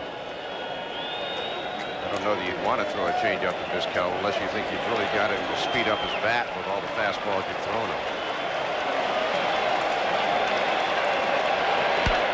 That fastball, and he hit it hard but foul. I got to see changeup here. He threw a fastball. Omar opened up. Kirby, you're shaking your head no, but I think you've got his bat speeded up a point. If you can go down and away with a changeup, you can get him. Well, you might have a good point, but what if he throws a changeup and then he hits it hard, so he makes mistakes and hang it? I think that right here he should go with his best pitch to get on Omar out, and I think he's going to come back inside right here. I could be wrong. I'm wrong a lot, but let's see what happens. Fastball, but away.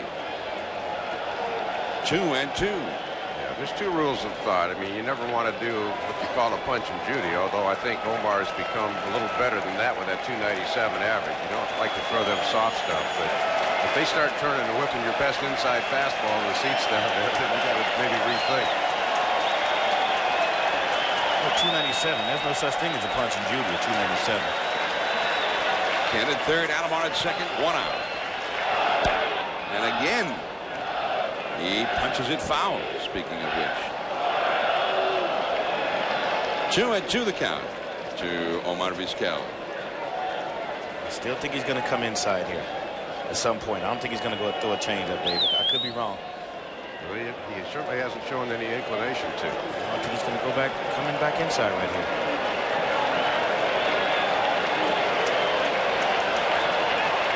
Sets up inside fastball popped up, foul. Orioles coming back, but it is in amongst the spectators. 2-2. There's Kent with 1 out. He hit a double. There's Alomar, who then singled home Ramirez and took second himself on Bonilla's ill-advised throw all the way through to the plate. Wells has thrown 22 pitches in this inning, and every one of them a fastball. Not just to Vizquel, but to everyone. Vizquel is the 5th batter of the inning. 1 run in, 4-2. The Orioles leading the Indians.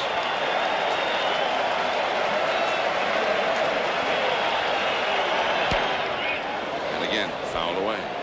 John, Pat Dobson, we told you before the game, said that he wondered what David Wells would show up. David Wells thinks he's Sandy Koufax today. Well, right now he's going with his best pitch, and that seems to be his fastball. I don't think he has a lot of confidence in his breaking ball. He really doesn't want to hang his breaking ball right here in this situation. So I'm going to go with continually thinking that he's going to keep pounding him inside and hopefully can tie Omar up here. 2 men on, 1 man out. Right field. Tagging at third is Kent. Shallow right, Bonilla. Kent's going to test it. The throw, and Orioles misses it. Holding at second was Sandy Alomar, and it is 4-3 for the Orioles. Bonilla's throw got one of those in between hops, and Orioles couldn't handle it.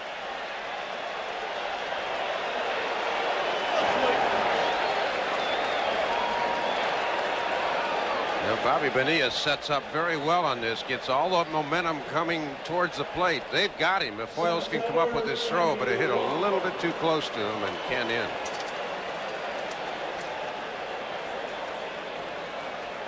That's a tough play for a catcher, but Posey probably should have came up with that throw right there. Davey Johnson watching the play as it happened. It's a good play by David Wells to be bagging up on that play also. So 4-3 now. And here's Lofton, and a base hit could still tie the ball game. And that one is caught by Ripken. Hit hard by Lofton, but Ripken was there. So Cleveland draws back to within 1. 4-3 Baltimore.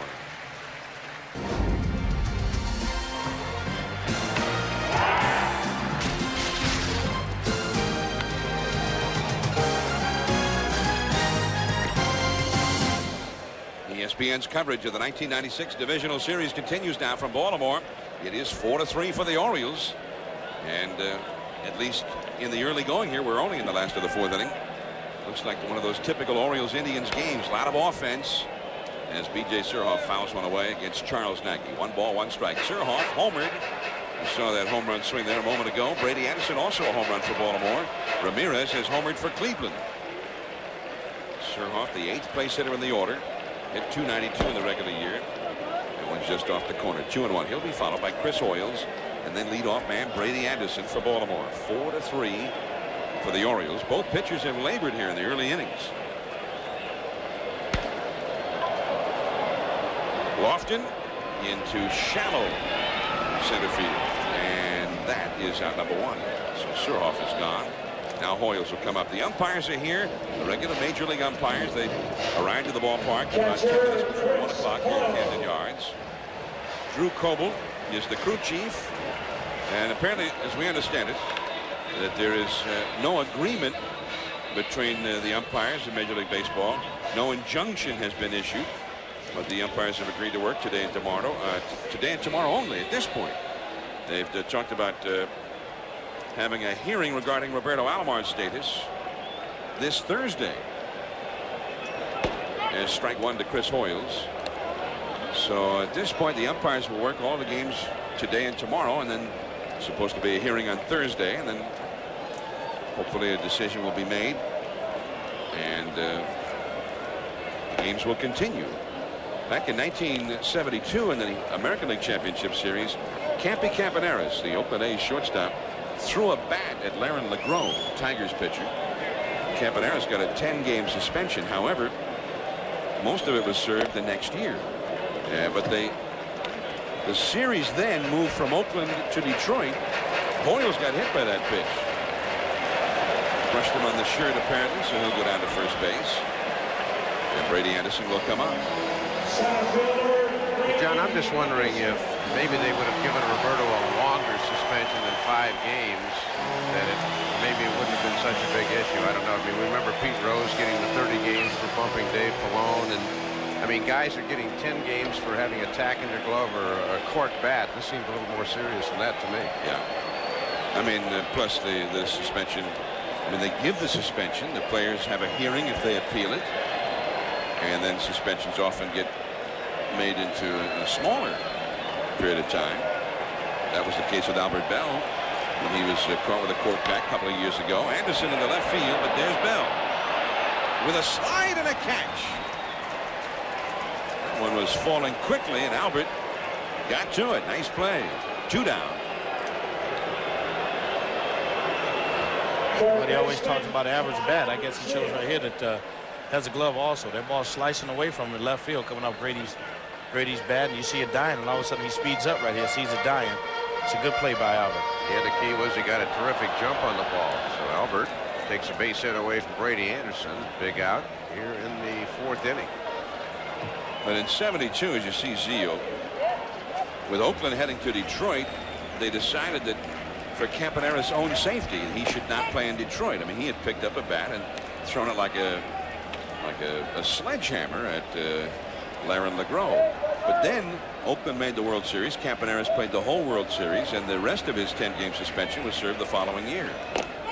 And baseball's contention is that players don't serve these kind of suspensions in postseason because that's more of a penalty to the team rather than the individual. But again, I'm with you, Dave. I think if they'd made the penalty more severe in the first place, even though it was appealed and held off till later, that this might not have happened. There's a base hit for Todd Zeal. Hoiles to second base. And that keeps the inning going for Roberto Alomar. As Kirby said, you start your batting average over in postseason. Todd Zeal was 1 for 38, 2 for 3 today.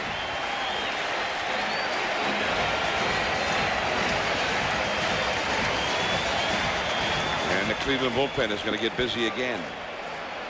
And for that matter, the Orioles bullpen is busy. Alomar has an infield single, and he has bounced out in front of the plate. A slider from Nagy for a strike. Pretty big play by Albert Bell now, especially with the hit by Zeal. Every play is big in these games, guys. You know that, don't you? 0-1 the count to Alomar. Nagy lost it, regains it, and throws him out. And Nagy, after Cleveland had come surging back into the game, shuts down the Orioles. Seitzer, Thome, and Bell coming up. 4-3 Orioles. Orioles 4, Indians 3 as we head to the top of the 5th here at Camden Yards, Baltimore. Well, we talked about David Wells falling off the mound. Watch Charles Nagy's feet. When he lands, he's going to really help himself as he fields this ball back through the middle. Saves a base hit and a run. He fielded 1,000 this year, but look how his feet are squared off, and then he makes the play on Roberto Alomar. You can't do that if you're falling off the mound. So Nagy helps himself. No way does Vizquel get to that ball. David Wells, who really labored hard in that 4th inning, comes back now with a 1-run lead. And the Orioles bullpen is busy. Kevin Seitzer at the plate, then Jim Thome and Albert Bell. The power coming up for Cleveland here in the 5th inning. And that's a foul back to the screen. 1 ball, 1 strike. Rocky Coppinger, the big Orioles rookie right-hander. Won 10 ball games, mostly as a starter. Only appeared 1 time as a reliever during the season after being called up. He's in the bullpen now. The Orioles will most likely go with 3 starters in this 5-game series, or best of 5-game series with Cleveland. Seitzer 1 for 2 in the game. Fastball, a called strike 2. Wells has now thrown 81 pitches in this game. So you see it's almost all fastballs. 7 out of 8 have been fastball. What's that? 85 to 90% of his pitches have been fastball. I guess he figures with that extra day, a couple of days rest he had, and plus he was getting shelled his last 3 starts. It was time to revamp. It's funny though. I mean, you talk to a guy like, say, Tommy John, who had the great sinker. Scott McGregor used to be with the Orioles. They tell you many games they throw 90% fastball, but their fastballs were sinking and moving and diving. I mean, he's just throwing a good live fastball. And he struck him out with a fastball.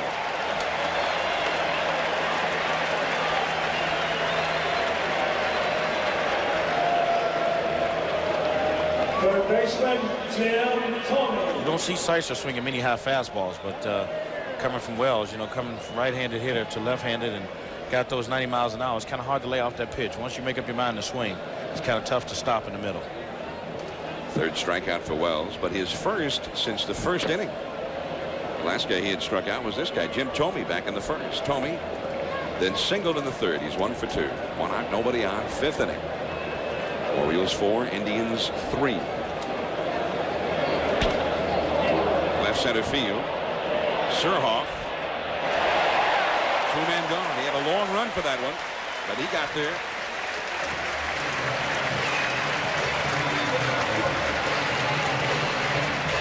That brings up Albert Bell.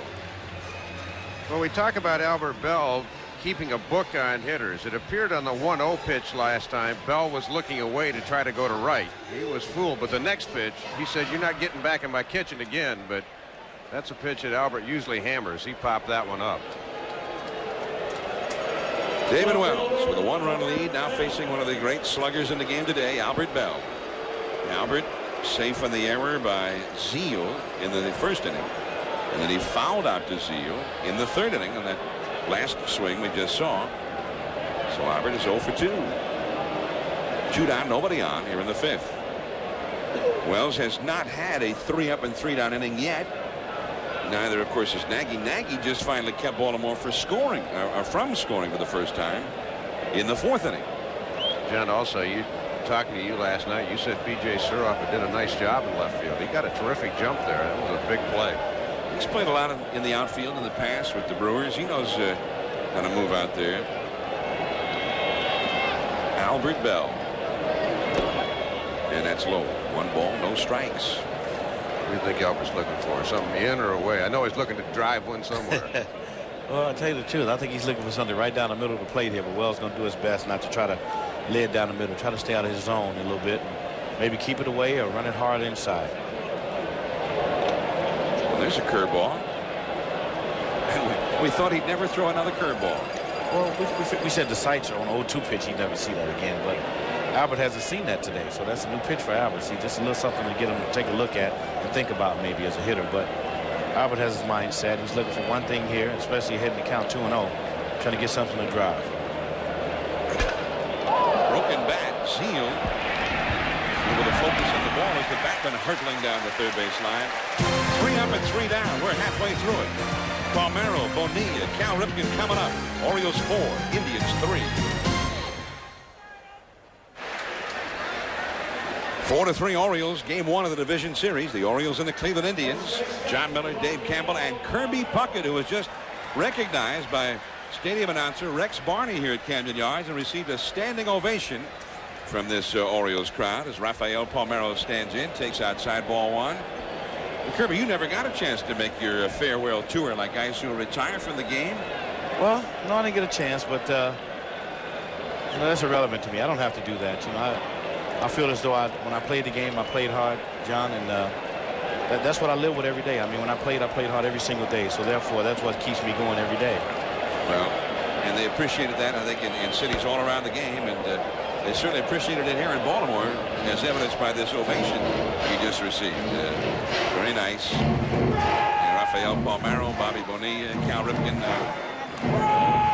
looked up as well and all offered my their greetings too. All my buddies, see, they come to my tournament in the wintertime, see, it's in November, so they talk a lot. I talked to them before the game. Palmeiro, flying ball into left center. Lofton is over. And Palmeiro is retired. Kirby Puckett was recognized on the stadium announce system and acknowledging the cheers of the crowd. The whole ballpark stood up, cheered Kirby, and everybody, their attention directed this way. Look at the bright side too, Kirby. You're getting better looking every day. Well, I thank God every day I don't get paid for my looks, Dave. That's the truth. I'd never eat. Here's Bobby Bonilla, and it's a foul. Bonilla has walked and hit one back to the pitcher. While we looked on that pitch, the ball turned away from him. He's still trying to pull the ball. 4-3, Baltimore ahead. Last of the 5th. Well, he's chased a bad one there. Well, I've never chased a bad one, so I don't know what you mean. That's the hardest pitch in the world right there to lay off of, though. I'm telling you, as a hitter, it's that high fastball. You're one of those Bible hitters. Thou shalt not pass. You are hacking. Well, that's what I got paid to do, Dave. You know, you get paid to do a certain thing, that's what you do. And I knew my job was to drive in runs when I played, and that's what I tried to do. 1-2 to Bonilla. And 2-2 with Nagy. And David Wells trying to settle in a little bit here. Both shaky in the early innings. Nagy allowed 1 run in the first, 1 run in the second, and 2 in the third. But he set the Orioles down, stranding 2 in the 4th. And he strikes out Bonilla. That is his first strikeout of the game. That's Charles Nagy's first. Finished 10th in the league this year with 167, so it is a little bit unusual. It looked like he finally started to get the ball down, especially to Bonilla in that bat. 2 down. Now Cal Ripken. Now Cal drove in the run that has the Orioles leading right now. 2-out single to left in the 3rd, just over the head of the shortstop. He is 1 for 2. Up the middle. He is 2 for 3. Hit number 8 for Baltimore against Nagy. And it keeps the inning going for Eddie Murray. See, Dave, what's wrong with that swing by Cal right there? He went up there and swung at the first pitch. That's right. Low. Pitch was low, too. Right where Nagy wants it. It's a good pitch, but you got to give a hitter credit sometimes. And right there, Cal hit it right back up the middle. So Cal at first, and here's Murray. Eddie Murray, 40 years old. How much has he slowed down, Kirby? Well, I think over a period of time, we all slow down a certain amount. But Eddie's still capable of hitting 20 home runs a year, even though he's 40 years old, 20 or more. So I don't think he can run like he used to and things like that. But neither can none of us here in the ballpark. I mean, the younger you are, you got a lot of energy. But when you get older, it's just the way it is. It's inevitable. It happens to all of us. You know, John, the 3,000 hits and the 500 home runs, so impressive. But I look at the one number, 75 RBIs at least 20 consecutive years. That is run production. Outside, 1 ball, 1 strike. And he set a record for that. I mean, 20 consecutive years. Hank Aaron did it 19 consecutive years. That had been the record. And Murray was proud of that because there had been years interrupted by strikes where he didn't get the full season. to drive in runs and still kept the record going. What that shows the one thing is consistency. Jeff Kent throws out Murray. Murray now 0 for 3. Julio Franco and then Manny Ramirez coming up for Cleveland. 4-3 Baltimore. In St. Louis, Ken Caminiti, a top MVP prospect this year for the division-winning Padres with our Chris Berman. And that ball game, the Padres and the Cardinals coming up at 4:25. Remember, a 4:25 start, a little bit later than originally scheduled. And the Boomer will be there along with Buck Martinez to provide coverage. And of course, we've got the rest of this one from Camden Yards for you. And then later tonight, the Yankees and the Rangers, and that will be seen on NBC television starting at 8 o'clock. Here is Julio Franco. Flying to right, grounded to second, facing David Wells. And that's a called strike. We've got a Boomer here at ESPN, Chris Berman.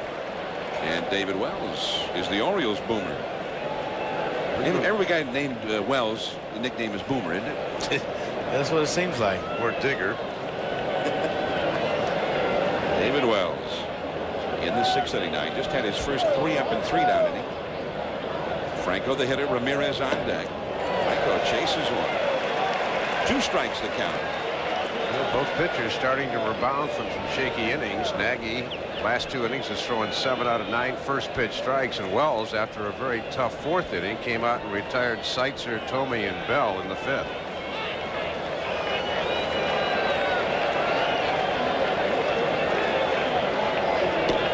One and 2.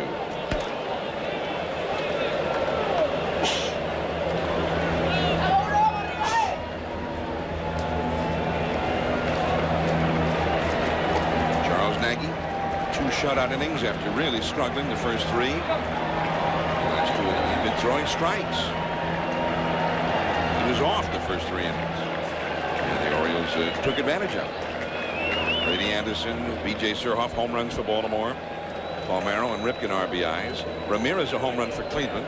Alomar and Vizquel RBIs for Cleveland. The Indians with 1 in the 2nd, 2 in the 4th. The Orioles 1 in the 1st, 1 in the 2nd, 2 in the 3rd. 4-3 for the Orioles. We played the 6th. 1 and 2 the count. Broken bat. Ripken at short. And there's one away. Franco ran pretty well on that one. Just amazing as you watch Cal. He knows every hitter in this league so well. He knows just how much he has to put on the throw at any given time. Kirby probably ran down there a few times thinking you're going to beat one out against him, and the old half step got you. Well, yeah, that's the way he plays. But I mean, you still have to go down there hard just in case. You know, accidents do happen, and he doesn't make many. That's why he plays every day. Cal Ripken with 14 errors this year, but not every day at shortstop. For a week, he played third base for the Orioles for the first time since 1982. And then right back to shortstop. Ramirez, a homer and a single, but this was a pop fly. Bonilla. 2 men gone. 2 down, nobody on. Coming up Friday at 8 p.m. Eastern, 5 Pacific. It's opening night action for the National Hockey League with the defending Stanley Cup champion Colorado Avalanche taking on the St. Louis Blues. The Avalanche led by playoff MVP Joe Sakic and their outstanding goaltender Patrick Roy. That's the Avalanche and the Blues Friday at 8 Eastern right here on ESPN. Patrick Roy. Nice. Come on. Jeff Kent. He has grounded to third, and he has doubled as part of that Cleveland 4th inning rally. First ball swinging high in the air, shallow left center. Surhoff, and that makes 8 in a row retired by David Wells, and only 6 pitches thrown in this inning for him. Surhoff coming up for Baltimore. The Orioles ahead. From downtown Baltimore, Camden Yards. The division series, game 1, the Indians and the Orioles. And Baltimore leading 4-3 as we go to the last of the 6th inning. Coming up later, actually now a 4:25 start. The Padres and the Cardinals from Busch Stadium. Joey Hamilton, Todd Stottlemyre at 8 o'clock tonight from Yankee Stadium on NBC. The Rangers with John Burkett, the Yankees, and David Cohn. And then tomorrow we'll be right back here. Joe Morgan will be back with me at 1 o'clock Eastern. The Indians and Orioles on ESPN. The Braves-Dodgers play game 1 of their series at 4 Eastern on ESPN. And then the Rangers and Yankees game 2, and that will be seen on Fox tomorrow night at 8. Here's B.J. Surhoff, and he looks at a called strike from Charles Nagy. And as he was not doing in the early going, Nagy is starting hitters with strikes now. That's foul off the left field line. Well, we brought it up earlier. 5 out of the first 16 hitters he faced were first pitch strikes, 11 not, and now he has gone 8 of 10 getting ahead of the hitters. And it changes a lot of things. Now, all of a sudden, the last couple of innings, seems like we've seen the Orioles swinging at more bad balls, looking a little more impatient, but they're behind when they're swinging at these pitches now. I might have even hit 250 if I had a 2-0 count on me all the time.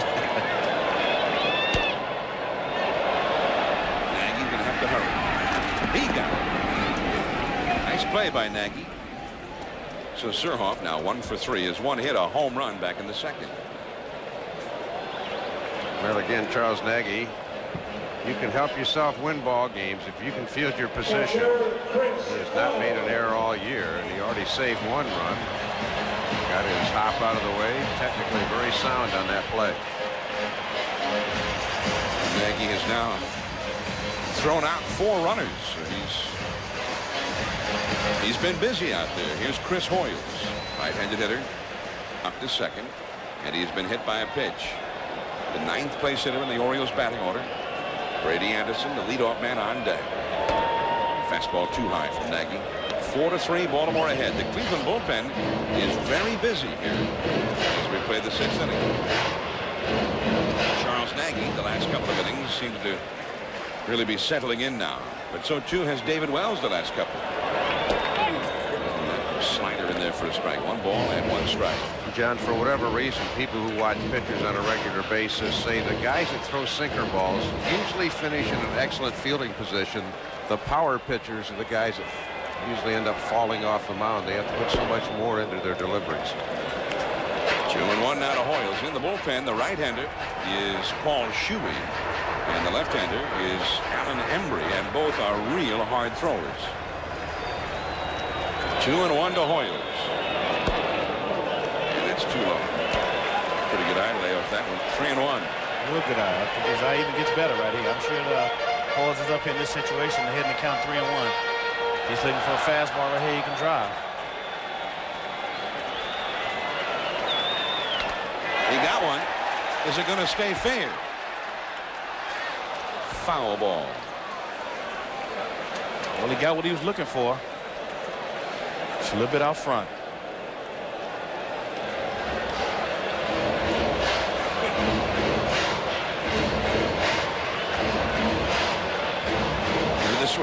This one was pretty close. Here's a look.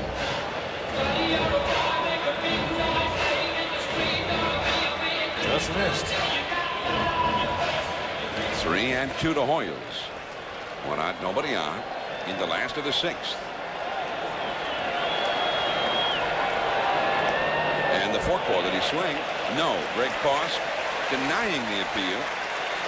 So Hoyles gets the 1-out walk. That's the second walk allowed by Nagy, and it will bring up Brady Anderson. Now Anderson, since his leadoff home run in the first inning, has flied out to right center and flied out to shallow left. Anderson, in addition to hitting the 50 home runs this year, also had 92 extra base hits, which is a club record. Not much like a leadoff man with those kind of numbers. There's Mike Hargrove, and he's, I'm sure, keeping a very discerning eye on Nagy right now, as he's up around 100 pitches. In fact, right at 100 pitches. In the left center field. That's in there, base hit. Lofton makes a great play to keep it from bouncing right past him, then makes a wild throw, trying to throw in behind Hoyles. And Nagy again, who is an excellent fielder, showed pretty good quickness getting to that one. Real good play. If Nagy doesn't back up right there, it could have been a disaster.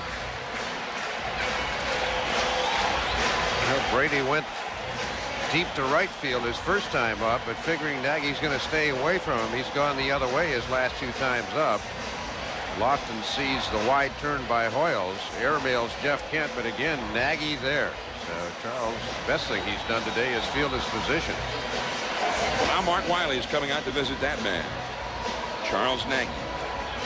Nagy has not had a 3-up and 3-down inning yet today. He has now given up 9 hits in the ball game. And you see Shuey, the right-hander, and Embry, the left-hander, warming up in that Cleveland bullpen.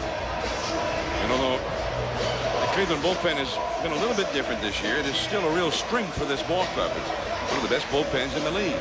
Well, Julian Taveras a year ago was the main setup guy. He pitched in 9 out of 12 postseason games with a 2.6 ERA, but he really had a disastrous year, which included a trip to Buffalo.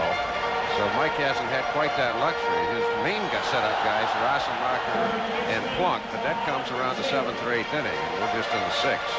Well, Yankee fans know full well the great season by Mariano Rivera up there in New York. Last year, Taveras did that job for Cleveland and did it almost as well. That's how valuable he was. But that was last year. Well, here's Todd Zeile. Zeile 0 for his last 29 to end the year. Today, in the postseason, he's 2 for 3. He just didn't waste them, I guess. 2 men on. 1 man out, and it's ball 1 to Zeile. Todd's got to look for a ball up here. He is a double play candidate if he hits it on the ground. He wants to try to force Nagy to get the ball up so he can drive it to the outfield. Nagy in a jam. Zeile at the plate. Roberto Alomar on deck. Hoyles at second. Anderson at first. And a foul ball comes back out of play. 1-1 now to Todd Zeile. He got an infield hit in the 3rd, starting a 2-run rally. And he got a 2-out single in the 4th. There's also Fried out deep to left. Shuey and Embry watching the action from the bullpen. They've been ready now. Occasionally throwing a pitch. Down and in. 2-1 to Todd Zeile. Well, again, Davy Johnson has not exercised the running game very much late in the season with all this power. But if you were ever going to do it, Zeile a pretty good contact hitter. Hoyles doesn't run well, though. Zeile would have to put it in play. Hit and run time. Slider off the outside. 3-1. Well, that's about as tight a spot as you can get if you're Nagy. There's no secret now. Nagy definitely has to throw a strike right here. He knows that this could be his last pitch right here if he doesn't.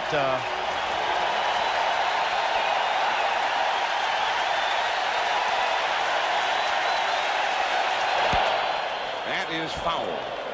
Kept the ball down. Pretty good pitch. Well, they didn't run 2-1. They didn't run 3-1, and now it's 3-2.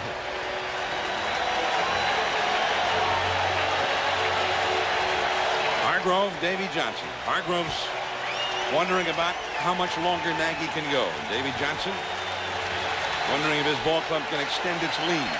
There's Hoyles at second. Anderson at first. The crowd is on its feet now. The runner's not going. Down the line, foul. Hit hard again by Zeile, but foul again.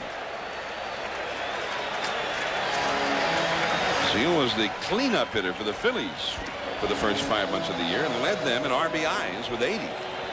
So he knows all about RBI situations. Well, Davey must be afraid of the strikeout with Hoyles at second. Otherwise, he would start him.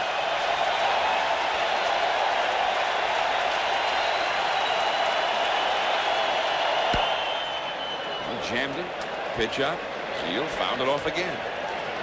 Still 3-2. I'm wondering if that's because of that forkball. He's with that forkball always a threat to get this strikeout. Well, in this situation, he knows that if he hits it on the ground, it could be a double play. You got to make him get the ball up. Hopefully, he'll make a mistake here.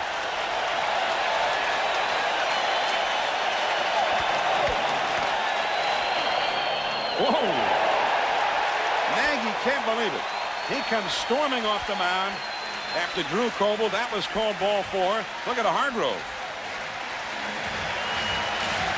Doing a slow burn over there in the dugout. Looking like a pretty close pitch.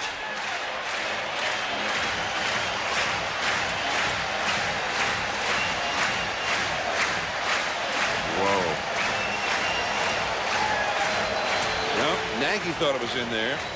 Hargrove thought it was in there. But Todd Zeile, he took it. Nerves of steel to take that one. And that puts Nagy out of the game. Bases loaded with one out. Roberto Alomar coming up. And in from the bullpen. A change for Cleveland. Nagy talking to himself as he leaves. The young hard-throwing lefty, Alan Embry, comes on to face Roberto Alomar with Palmeiro behind him and the bases loaded. And only one man out for Baltimore here in the 6th inning. Charles Nagy, none too pleased as he left. He actually got into an argument with Drew Coble after being taken out of the game.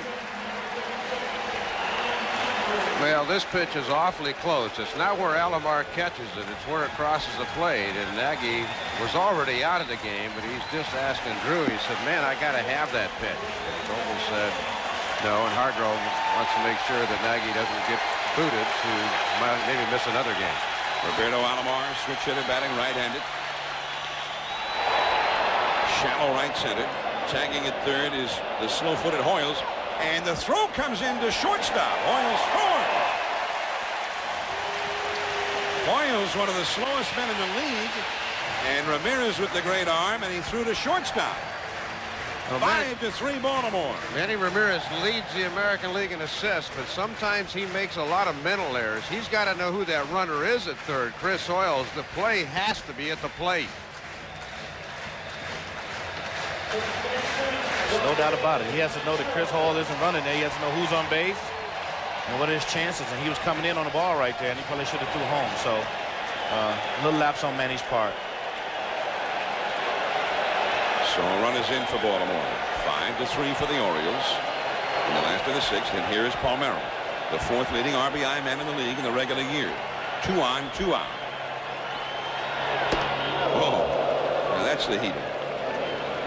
Yeah, Embry throws pretty hard, man. I'll tell you that much. Anderson still at second base. Zeile still at first base. Ramirez made sure they didn't move up. Alan Embry, the hard-throwing lefty, but he really, and just the one pitch, just that good hard fastball. Very high. 1 ball, 1 strike. Palmeiro has faced Embry 4 other times and is 0 for 4 and has struck out twice. See, Palmeiro really had a breakthrough year this year for RBIs. 5-3 Baltimore, last of the 6th. 2 on, 2 out. And it goes to 2-1. Rafi had enough RBIs for 3 guys.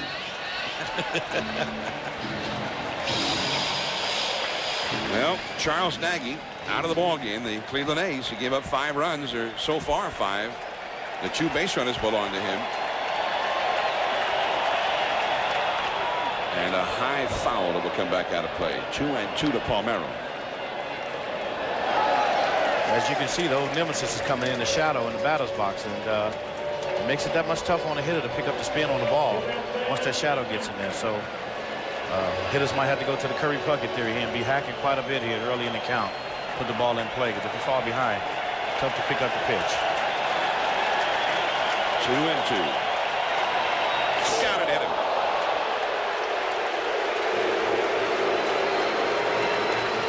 The bases are loaded, and Bobby Bonilla is coming up.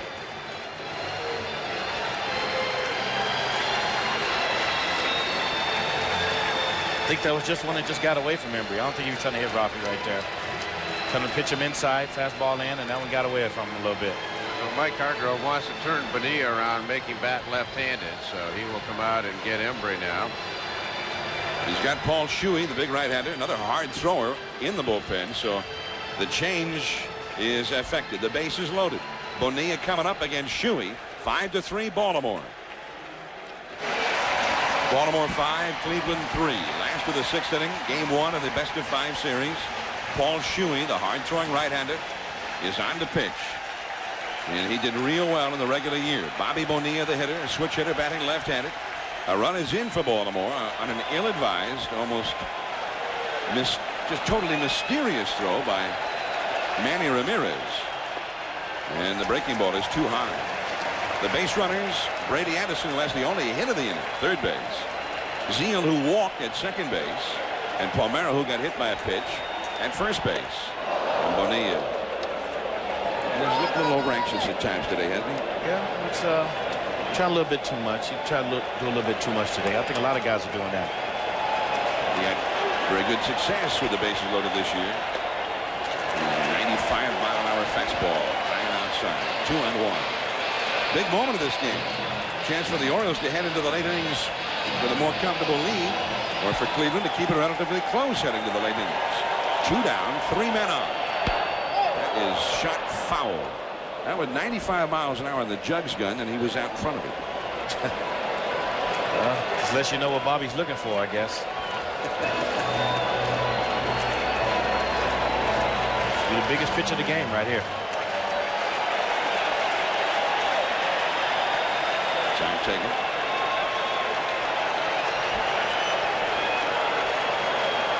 Davey Johnson, knowing that a hit here puts the Orioles in great shape.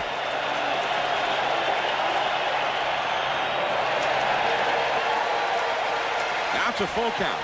3-2, and they'll all be running. And again, the big crowd, as one, rises to its feet. There they go. A high fly ball headed for Utah Street. It's a grand slam. It's 9-3 Baltimore.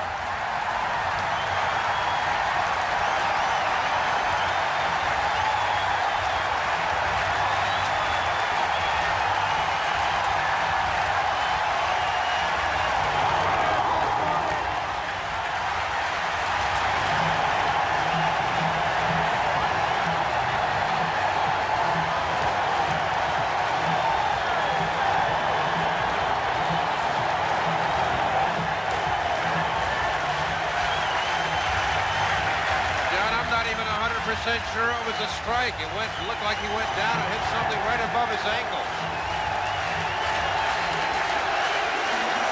Now Ripken standing in. The fans wanted to take a bow. Here he comes. A slider to Ripken called a strike, but that was a backbreaker. A grand slam. The game's opened it up wide now. And Bonilla getting a call on the phone, and it's sort of an in-joke with the Orioles. Usually Alan Mills from the bullpen after a big home run calls the dugout and then says it's the White House. I thought maybe it was David Letterman wanted him on his show tonight. Well, it could be that too. Down the right field line. Extra bases. Ramirez digs it out. A double for Ripken. His third hit.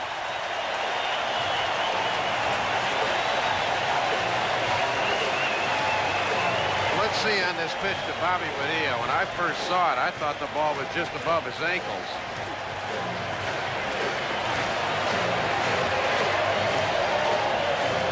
That's not even a strike. David Johnson in the dugout reacting to it. Trying hard not to get too excited. And then Bobby Bo. He's always excited. Bobby's one of them guys. He's just happy to be here. Mike Hargrove had a decision to make. Bobby Bonilla was hitting .303 with 10 homers, batting right-handed, .280, 18 homers left-handed, with a lot more at-bats left-handed. Most people feel Bonilla is a better right-handed hitter. He turned him around. It didn't work. Here's Eddie Murray. Ripken at second, 2 down. Ball 1. Well, the home run ball. That was the Orioles' favorite weapon of the year, and given David Wells a 6-run lead with which to work now. 3 home runs for Baltimore, including the grand slam. Murray fouls it back out of play, and he was going downtown with that one, but fouled it back. 1 ball, 1 strike. The Orioles hit 11 grand slams this year, and Bonilla hit one of those. But now he's got the big one here in the postseason. Murray standing right at the edge of the shadows. And the slider, and he got a piece of it. 1 ball, 2 strikes. But in this inning, I mean, you had the crazy throw by Ramirez. How much has that cost him? I mean, if he throws out Hoyles at the plate, Inning's over. the inning's over. Then the big call that put Nagy out of the game. He thought he had Zeal struck out. Drew Coble thought otherwise. And so it goes for Cleveland. Nagy gets charged with 7 of the runs. And Murray's down on strikes. That's all for Baltimore. 9 men back. 5 of them scored. 4 on one swing of Bobby Bonilla's bat. 9-3 Baltimore. And we head to the 7th inning.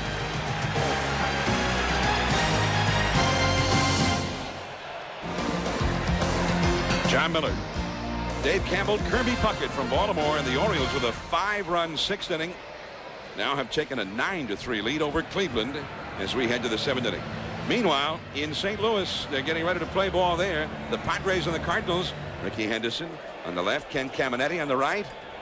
The Padres, the winners of the West against the winners of the Central. Game 1 in St. Louis.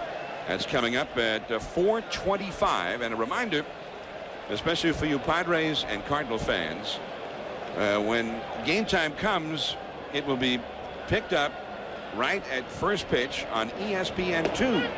The Deuce will be picking that one up with live coverage from the first pitch, because it's very likely this ball game will still be well in progress. We're just starting the 7th inning.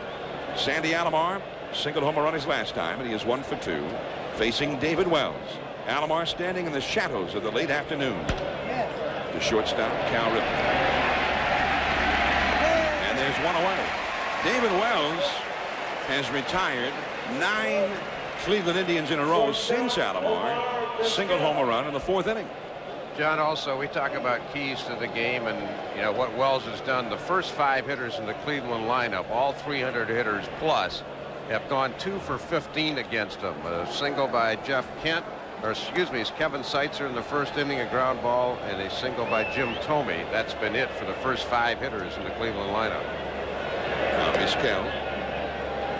Yeah, all 3 of the runs have been produced by the 6, 7, 8, 9 hitters. Vizquel drove in a run, the last Cleveland run. That was in the 4th inning with a sacrifice fly. He's also walked. He's not yet had an official at bat, a switch hitter batting right-handed. Fastball to the knees, called a strike.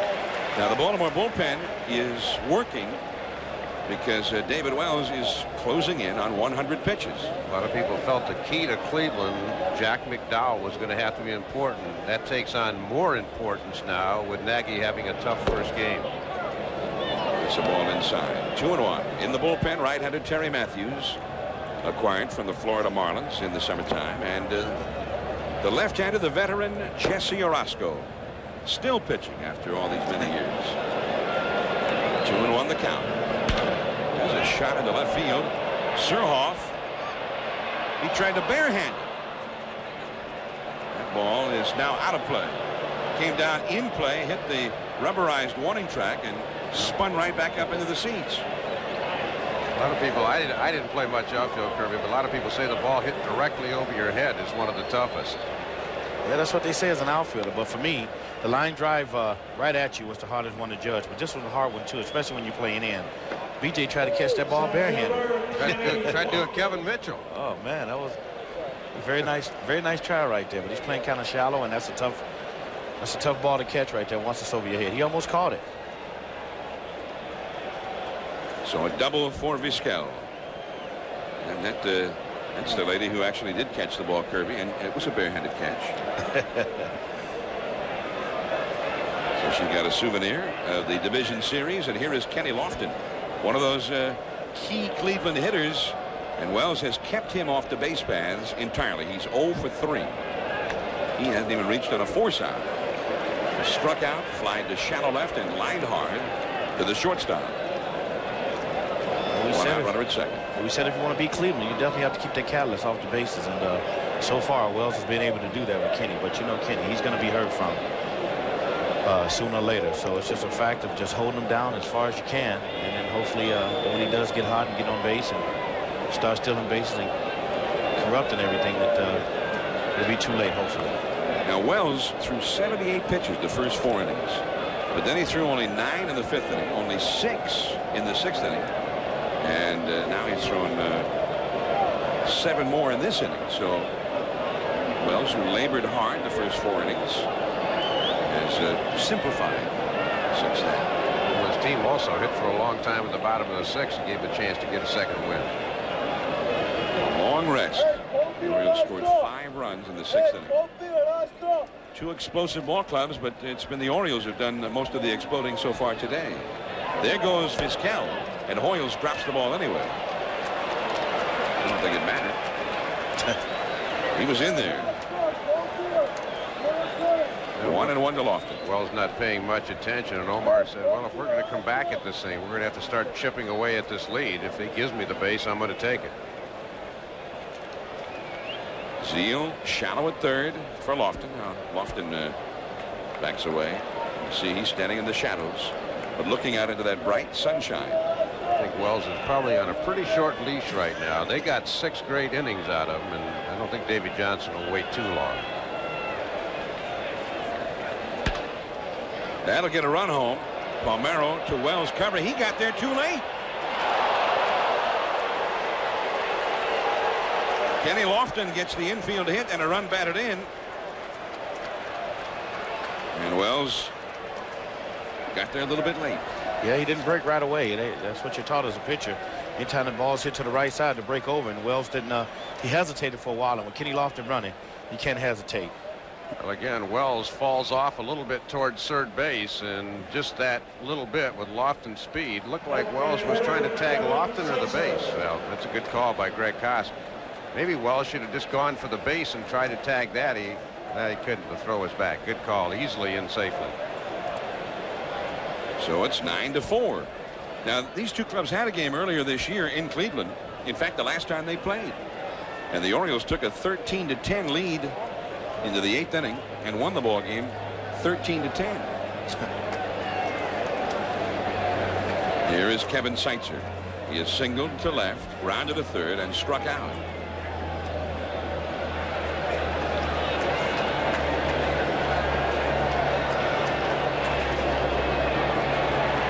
The ball game, Cleveland ended up scoring 6 times in the bottom of the 9th inning. And David Wells was the starting pitcher that day. Went 6 innings, gave up 3 runs, and then the bullpen had a few problems in the last 3 innings that day. This goes to show you everybody has bad days every now and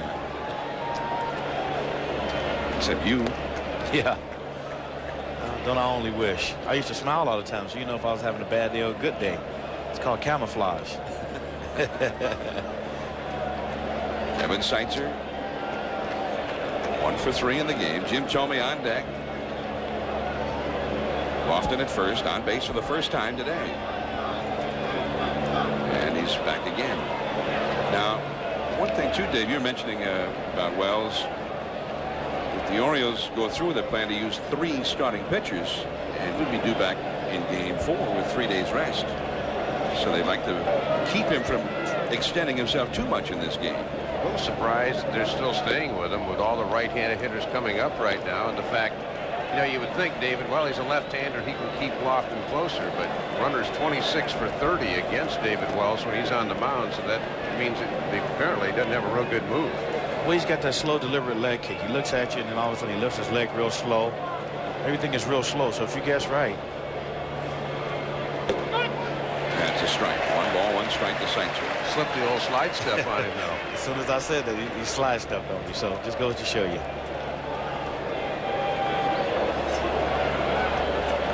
47,644 is the paid crowd today at Camden Yards.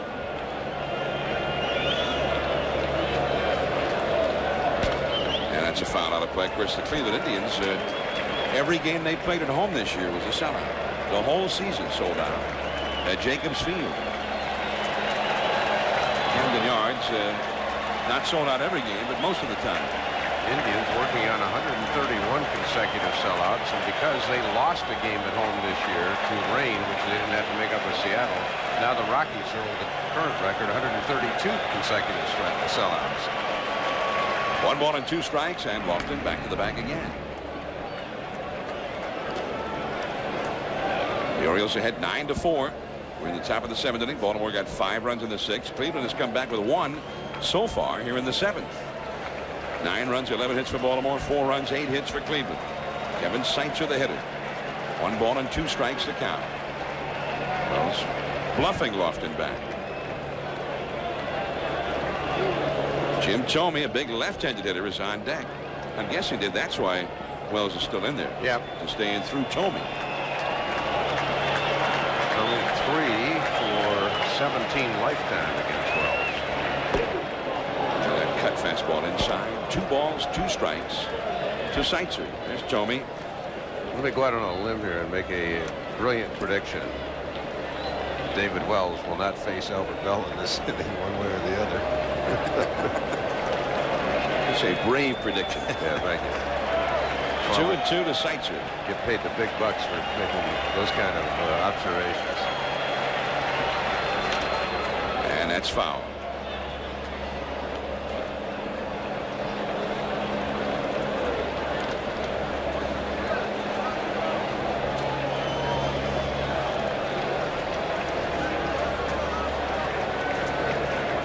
John Miller, Kirby Puckett, Dave Campbell from Camden Yards in Baltimore. We want to welcome everyone watching on ESPN2. We're in the 7th inning here in Baltimore. The Orioles 9, Cleveland 4.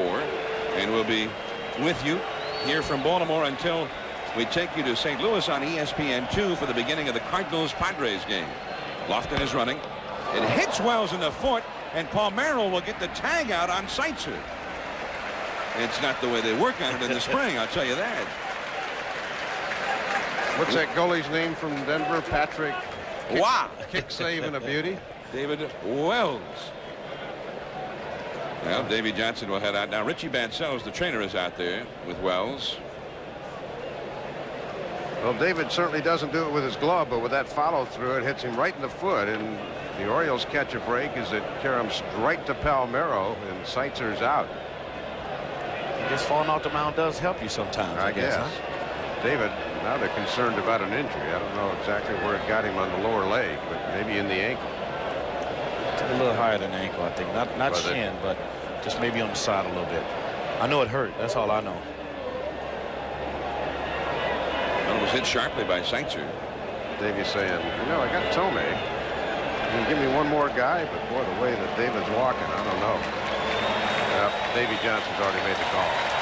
He signaled to the bullpen for Orozco, and Wells will limp off alongside Richie Bancells.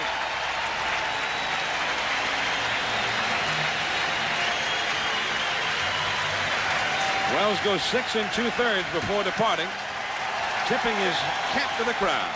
I'm John Miller with Kirby Puckett and Dave Campbell, Camden Yards, Baltimore. The Orioles ahead 9-4 in the top of the 7th inning. We also are being visited right now by our viewers on ESPN2, and at 4:25 we'll be taking you on ESPN2 to St. Louis for the Cardinals and Padres. And of course, when this ball game is over, ESPN will join that telecast as well. So we've got you covered on ESPN today as the division series begins tonight at 8 o'clock. NBC will have game 1 of the Yankees and the Rangers from Yankee Stadium. Jesse Orozco in to face Jim Thome. And a foul ball. Strike 1, and Orozco almost surely in here just to face the one hitter with a string of right-handed batters coming up next. Thome has been decent against the lefties, but still you'd rather have a lefty facing. Davey Johnson's really got the hammer right now. A 5-run lead. He's got 8 guys deep in the bullpen. He can do matchups left and right. He's got 2 more lefties after Orozco. Probably in his wildest dreams he didn't think he'd have a 5-run lead in the 7th. And he hits Thome. Davey's going, oops. That wasn't the plan. That gets the inning to Albert Bell. And Albert, of course, is well capable of moving Cleveland right back into this game again. No doubt about it.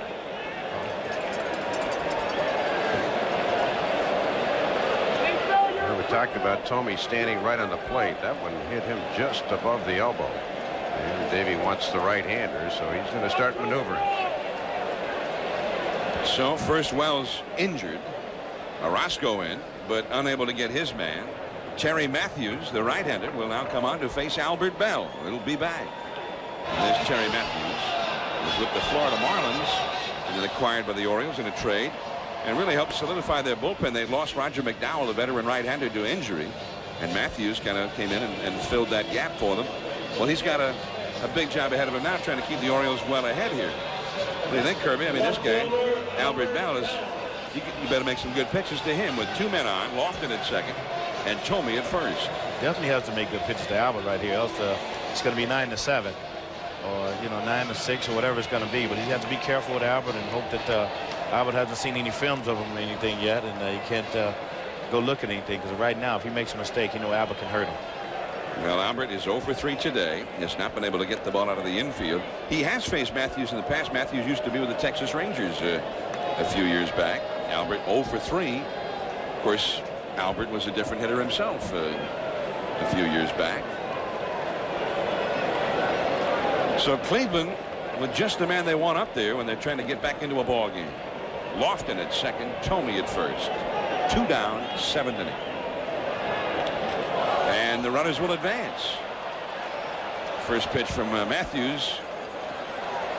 He missed a little bit, just a bit outside. Yeah, Terry's going to make sure that first one didn't end up in the left field seats. But right now, the Orioles have to stem the tide. Albert Bell knows that now a base hit can get his club back within 3 with 2 full innings plus this inning to go. No chance for Hoyles on that one. He didn't do a real good job of shifting. This is a key out in the ball game for the Orioles, and for Albert Bell, a chance to get his team squarely back in this one. 48 homers, 148 runs battered in. And he took a fastball. 1 ball, 1 strike. Well, one thing I know for sure, if you were up there hitting, you wouldn't have taken that pitch. That one? No way. Well, why did he take it? Well, Albert, he likes to see a lot of pitches when he hits sometimes. Like to see maybe picking up a location from the release point from the pitcher, or just trying to see what he has. He's seen his breaking ball in the dirt and his fastball so far. There's another fastball. Ripken with a great pick. And he throws him out. If that one scoots past him, 2 runs score, and the inning is still going. Albert Bell hit a shot, and Ripken was able to snare it. The Indians get just the one. 9-4 Baltimore. We go to the last of the 7th. We'll be back. Game 1 of the division series. The Orioles up 9-4. Could have been 9-6, save for a fine play by Cal Ripken to retire Albert Bell. Now the Orioles up against Paul Shuey. B.J. Surhoff, who led off the 6th inning, hitting a comebacker to Charles Nagy. That was the last man. Nagy retired. That's a called strike. 1 ball, 1 strike. That was so far away, so long ago, I forgot all about it. Well, Nagy faced 29 hitters in this game, and 13 of them reached base against him. Very unusual. He gave up 7 runs charged to his record, and 9 hits in only 5 1/3 innings. Surhoff drives one deep toward the center field bleachers. Another home run. His 2nd of the game. The Orioles 4th as a team. The most prolific home run hitting team of all time. And now they're showing everyone here in the postseason. 10-4 Orioles.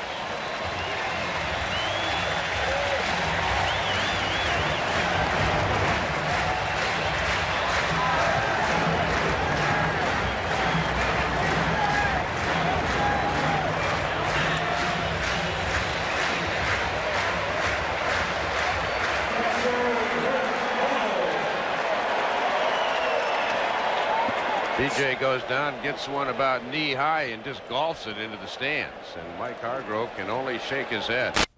And measure that one, 413 feet. It was up there with plenty to spare. Chris Hoyles takes ball 1. Surhoff hit a home run August the 18th and did not hit another home run until September the 28th, just this past Saturday. Now we're into the postseason. He's got 2 in 1 game. His first postseason game. He never made it with Milwaukee.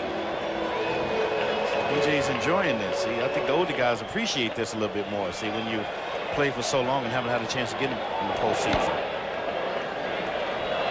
Another thing, with Cleveland coming back in the 7th inning, scoring a run, the Orioles just send them a message. Sorry, this isn't going to be your day. That was a huge play by Ripken, though, at the end of the inning. Cal's the only guy I know that can backhand a short hop and look like he had it all the way. Most guys would go, oh, look at this. Look at this present I found. Look like Cal knew he had it all the way. From my experience playing over here, it seems like everywhere I hit the ball, everywhere anybody hit the ball, Cal was standing right there. So Cal, he knows exactly where to stand. There's no doubt about it. You hit the ball hard as you can. He catches everything. Boyles drives one, left center, but Bell is there. And that's out number 1.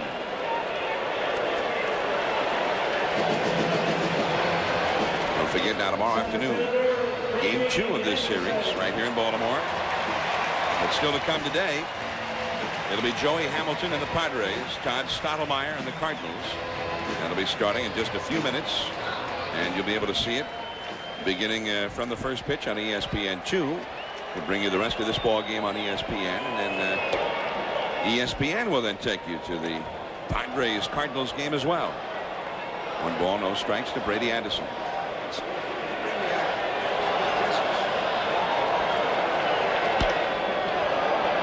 Albert Bell, and that is out number 2.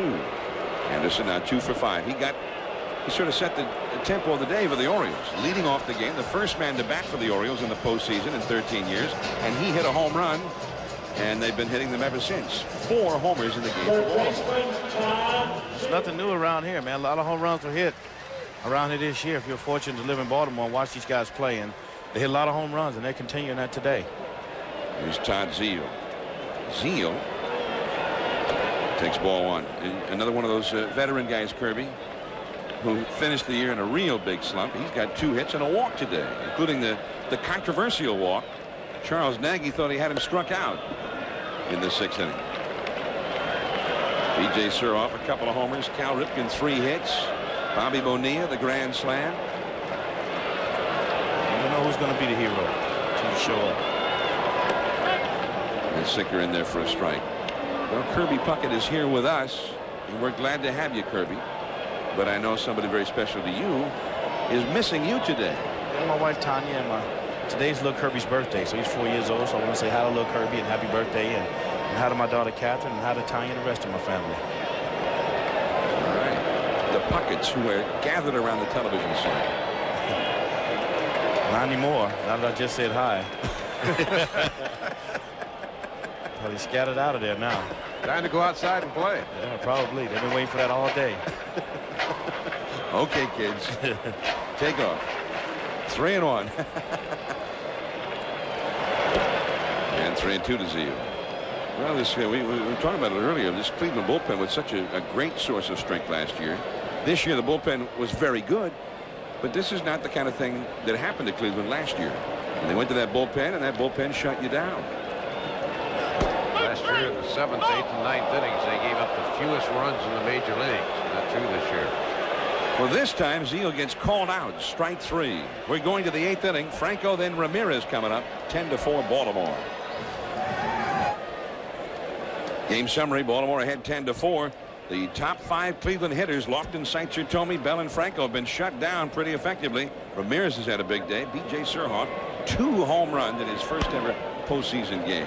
Here's Matthews giving up a base hit to center field to Julio Franco, the 5th place hitter. And that's only the first hit for him and only the 4th for those top 5 hitters. There's Mark Parent now catching for Baltimore, replacing Hoyles. And now Manny Ramirez will come up. 10-4. The Orioles on top in the 8th inning. Now 4 home runs in the ball game for the Orioles. That is not very common in the postseason. In the history of the American League Championship Series, and of course this is not the Championship Series, this is the new divisional series. The Championship Series began in 1969. Bobby Bonilla has one of the Orioles' 4 homers today, a grand slam. Surhoff's got 2, and of course Brady Anderson had 1. But in the ALCS, only 3 teams have ever hit as many as 4 home runs in a game. The Orioles won 1971. And Oakland did it in 73 against Baltimore, and again in a game in 74 against Baltimore.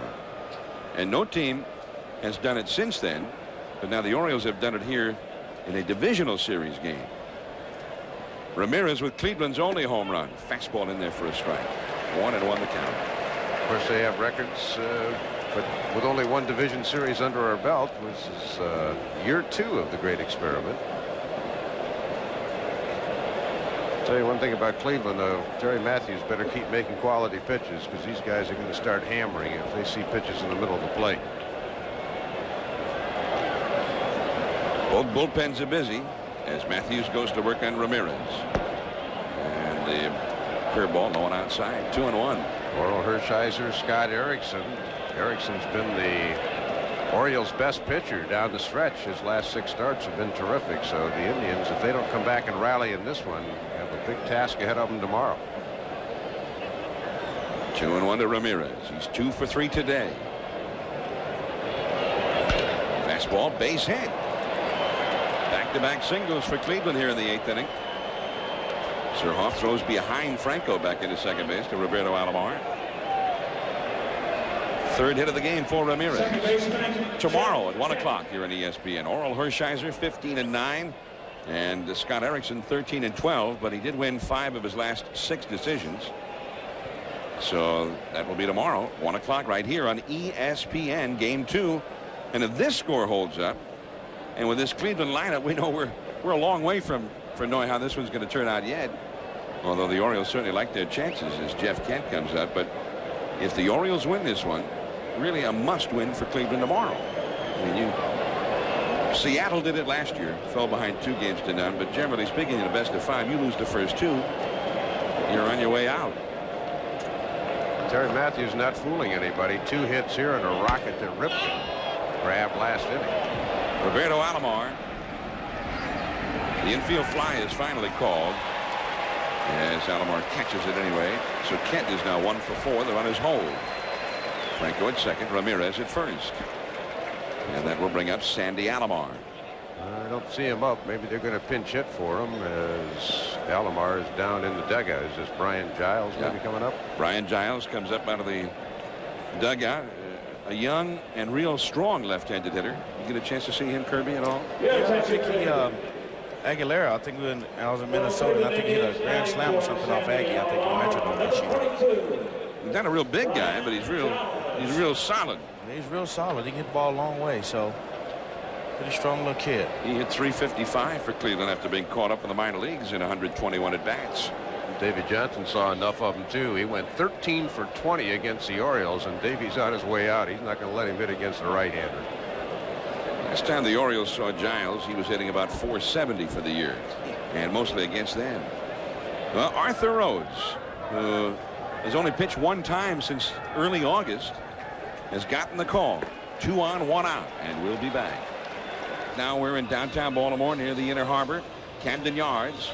And the Orioles are leading the Cleveland Indians 10-4, but Cleveland with 2 men on and 1 man out with the powerful Brian Giles coming up against that man, Arthur Rhodes, Kirby.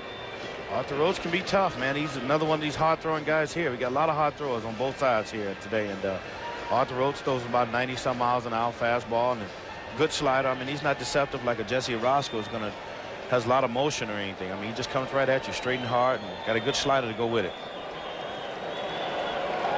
So Arthur Rhodes with 2 men on, 1 man out. Franco at second base, Ramirez at first. Giles, a .355 hitter in limited duty after being called up to the minor leagues. And it's ball 1, 93 miles an hour on the jugs gun there with that reading. Now Arthur Rhodes got injured and was put on the disabled list in early August.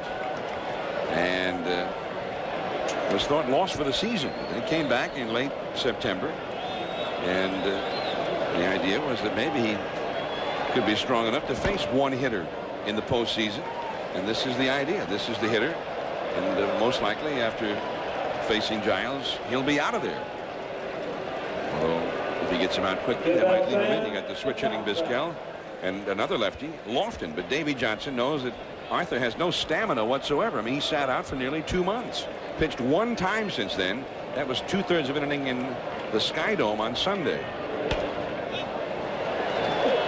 1-2 now to Giles. Well, Mike Hargrove, I'm sure, knew that Davy Johnson was going to go to the left-hander, but Giles hitting .364 against the lefties, and he might also have looked up the number that Rhodes gave up 6 home runs this year, all to left-handed batters.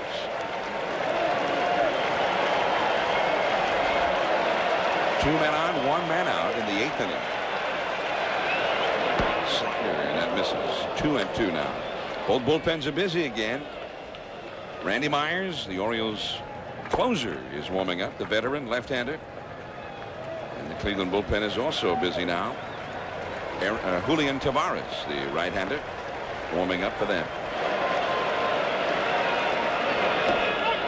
Strike 3 called. Out number 2, and here's an update now from Gary Miller. John at Bush, Todd Stottlemyre in a jam. 2 aboard, Gwynn double. Finley hit with a pitch, 2-2 count to potential MVP Ken Caminiti. He loves the changeup, and he struck him out, then got Jordan a ground out. Leaves 2 aboard, and the Cardinals come to bat in the bottom of the 1st. Back to you. All right, Gary. Great pitching there by Stottlemyre to get out of the jam.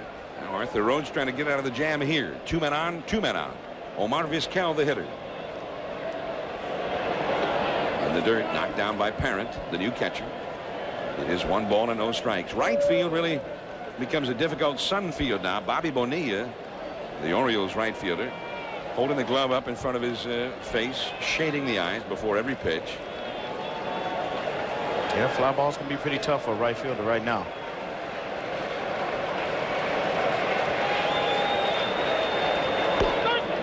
1 ball, 1 strike. You see the reading on the jugs gun there. 92 miles an hour. Rhodes did a very good job for the Orioles out of the bullpen, coming in, sometimes throwing 2, 3, 4 innings at a time, and was 9-1 for them in that role. Vizquel has not been retired except for a sacrifice fly today. Rhodes with a changeup there, and it is 2-1. You ever seen him throw a changeup before, Kirby? Not many. He usually throws just a lot of fastballs and a little slider, but he's got a great arm, and I think he might have found his niche out there in the bullpen. Did a great job for the Orioles this year. 2 out, 2 on, 2-1 the count. Zeal right at the bat, and that is the inning. We're going to the last of the 8th. Roberto Alomar, Rafael Palmeiro, Bobby Bonilla due up 10-4 Baltimore. Camden Yards 10-4. The Orioles leading the Cleveland Indians. This copyrighted telecast is presented by authority of the office of the Commissioner of Baseball and may not be reproduced or retransmitted in any form without the express written consent, I assume, of the office of the Commissioner of Baseball.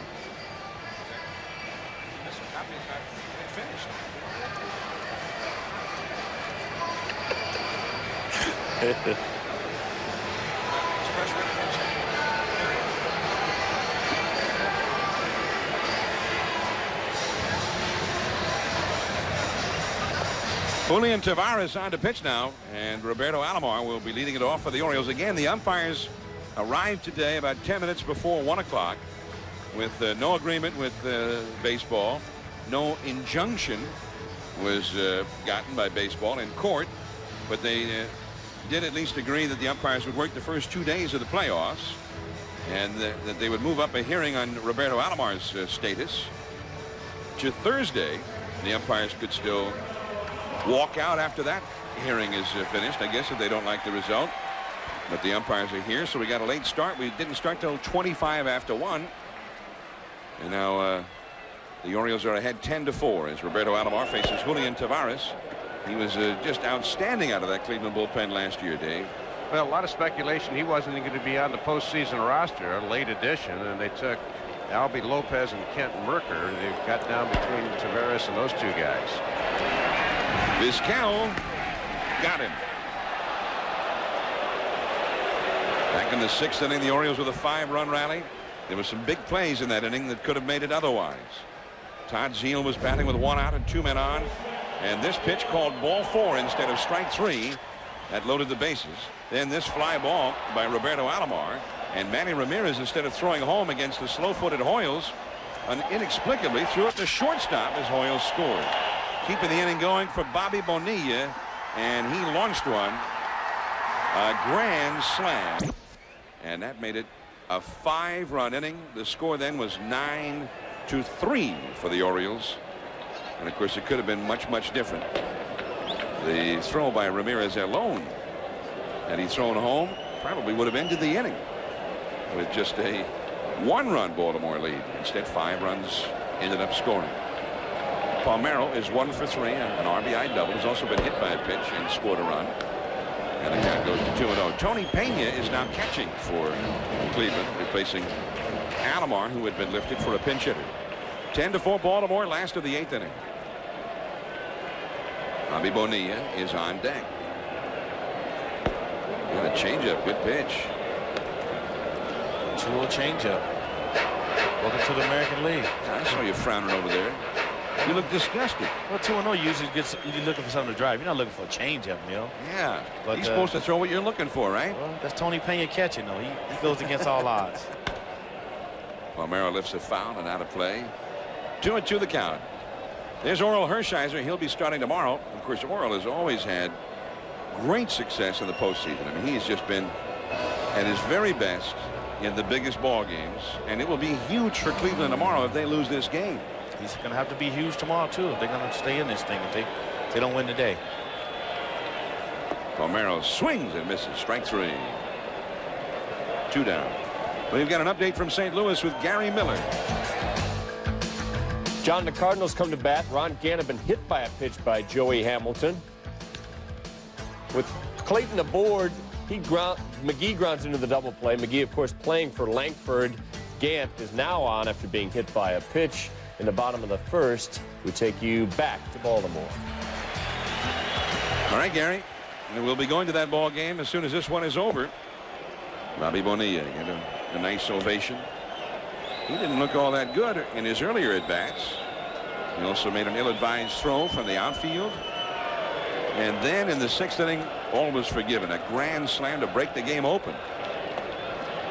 2-0 to Bonilla. John, just to go back to the Nagy pitch to Zeal, we did a breakdown on Baseball Tonight about a month ago, and what we did eliminated the DH in the American League and the pitcher in the National League, so we would just have the 8 position players. 400 more walks in the American League, 1,000 more strikes in the National League. I can't believe the pitching's that much better in the National League. I really think the National League umpires have a more liberal strike zone. Well, it could be. I mean, the National League has its umpires. The American League has a whole different set. There's ball 4 to Bonilla. And 2-out walk. Second time he's walked in this game, and that will bring up Cal Ripken, who has 3 hits today. One thing you hear more than anything else from players and veteran baseball observers is especially strike 3. The American League umpires seem more reluctant to punch out guys, especially if they're superstars. Any count? Come on now. I don't believe that. Bobby Bonilla is leaving the game now. Mike Devereaux will go in to run for him over at first base. Very common for Davey Johnson to bring in Devereaux as a defensive replacement for Bonilla late in ball games in which the Orioles are ahead. There's Devereaux. He was the MVP of the National League Championship Series for Atlanta last year. Now back in Baltimore. Here's Cal Ripken. 2 singles and a double and a run batted in. Vizquel and Kent gets the put out on Devereaux at second. Now we go to the 9th inning. The top of the order for Cleveland. Last chance. Lofton, Seitzer, Tomey. 10-4 the Orioles. John Miller with Kirby Puckett and Dave Campbell from Camden Yards in Baltimore. Right after this ball game, we'll take you to St. Louis for the Padres and the Cardinals. Game 1 from Busch Stadium, which is already underway. Here it is 10-4 for the Orioles, and the Indians leadoff man Kenny Lofton comes up against the new Baltimore pitcher Randy Myers, and that is in there for a strike. Lofton is 1 for 4 with an RBI. Randy Myers, the veteran closer, 4-4, 31 saves for the year. A lot of strikeouts this year. Myers in 58 2/3 innings had 74 strikeouts. B.J. Surhoff. What a day to remember for Surhoff. His first postseason game.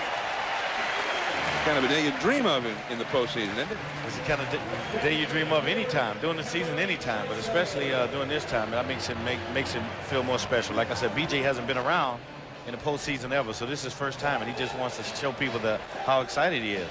2 home runs. He made a very fine catch. There's Mike Devereaux, by the way, now in the ball game in right field.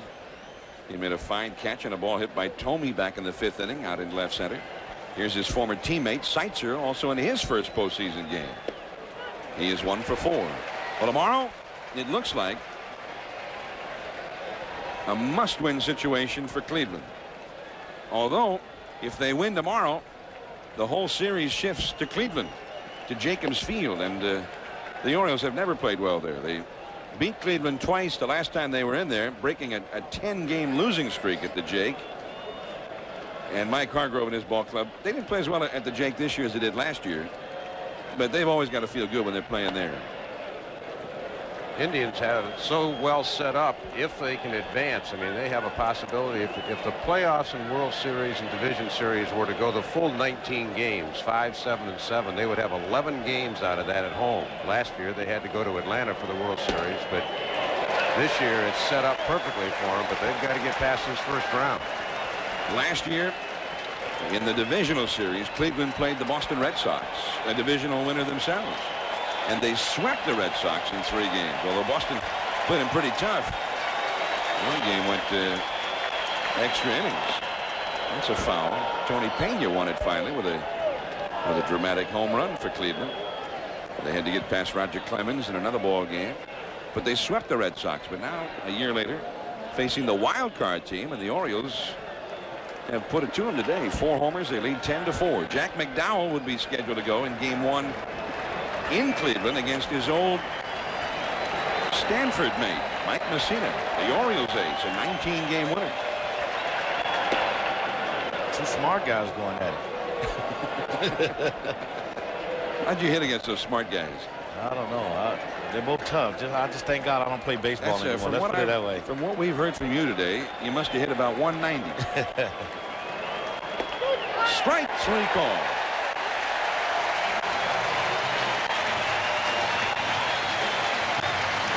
3-2 slider. As Seitzer figures with a 6-run lead, he's just going to challenge, throw a strike, and Randy drops something on him. Right after the game, we'll take you to St. Louis. The Padres and Cardinals, they're already underway. Stay tuned for that tonight at 8 o'clock. The Rangers and the Yankees game 1 on NBC. Strike 1 to Tomey. And the fans at Camden Yards, without a postseason game at all in 13 years, are savoring this one. Everyone on their feet now in anticipation of the final out. 1-1 the count. David Wells, 6 2/3 innings. He left ahead. It's his game to win. Charles Nagy, not the sharp Charles Nagy we're used to seeing.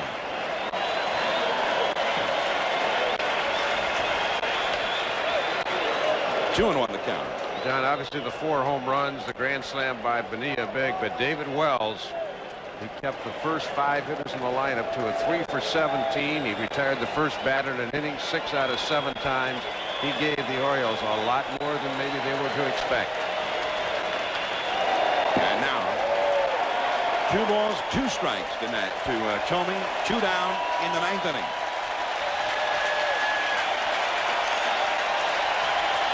Tomorrow, 1 o'clock. It looks like a must-win situation for Cleveland. They don't want to go home down 2 games to none. Cal Ripken and the Orioles and Cleveland again tomorrow right here on ESPN at 1 o'clock. Struck him out. And game 1 goes to Baltimore.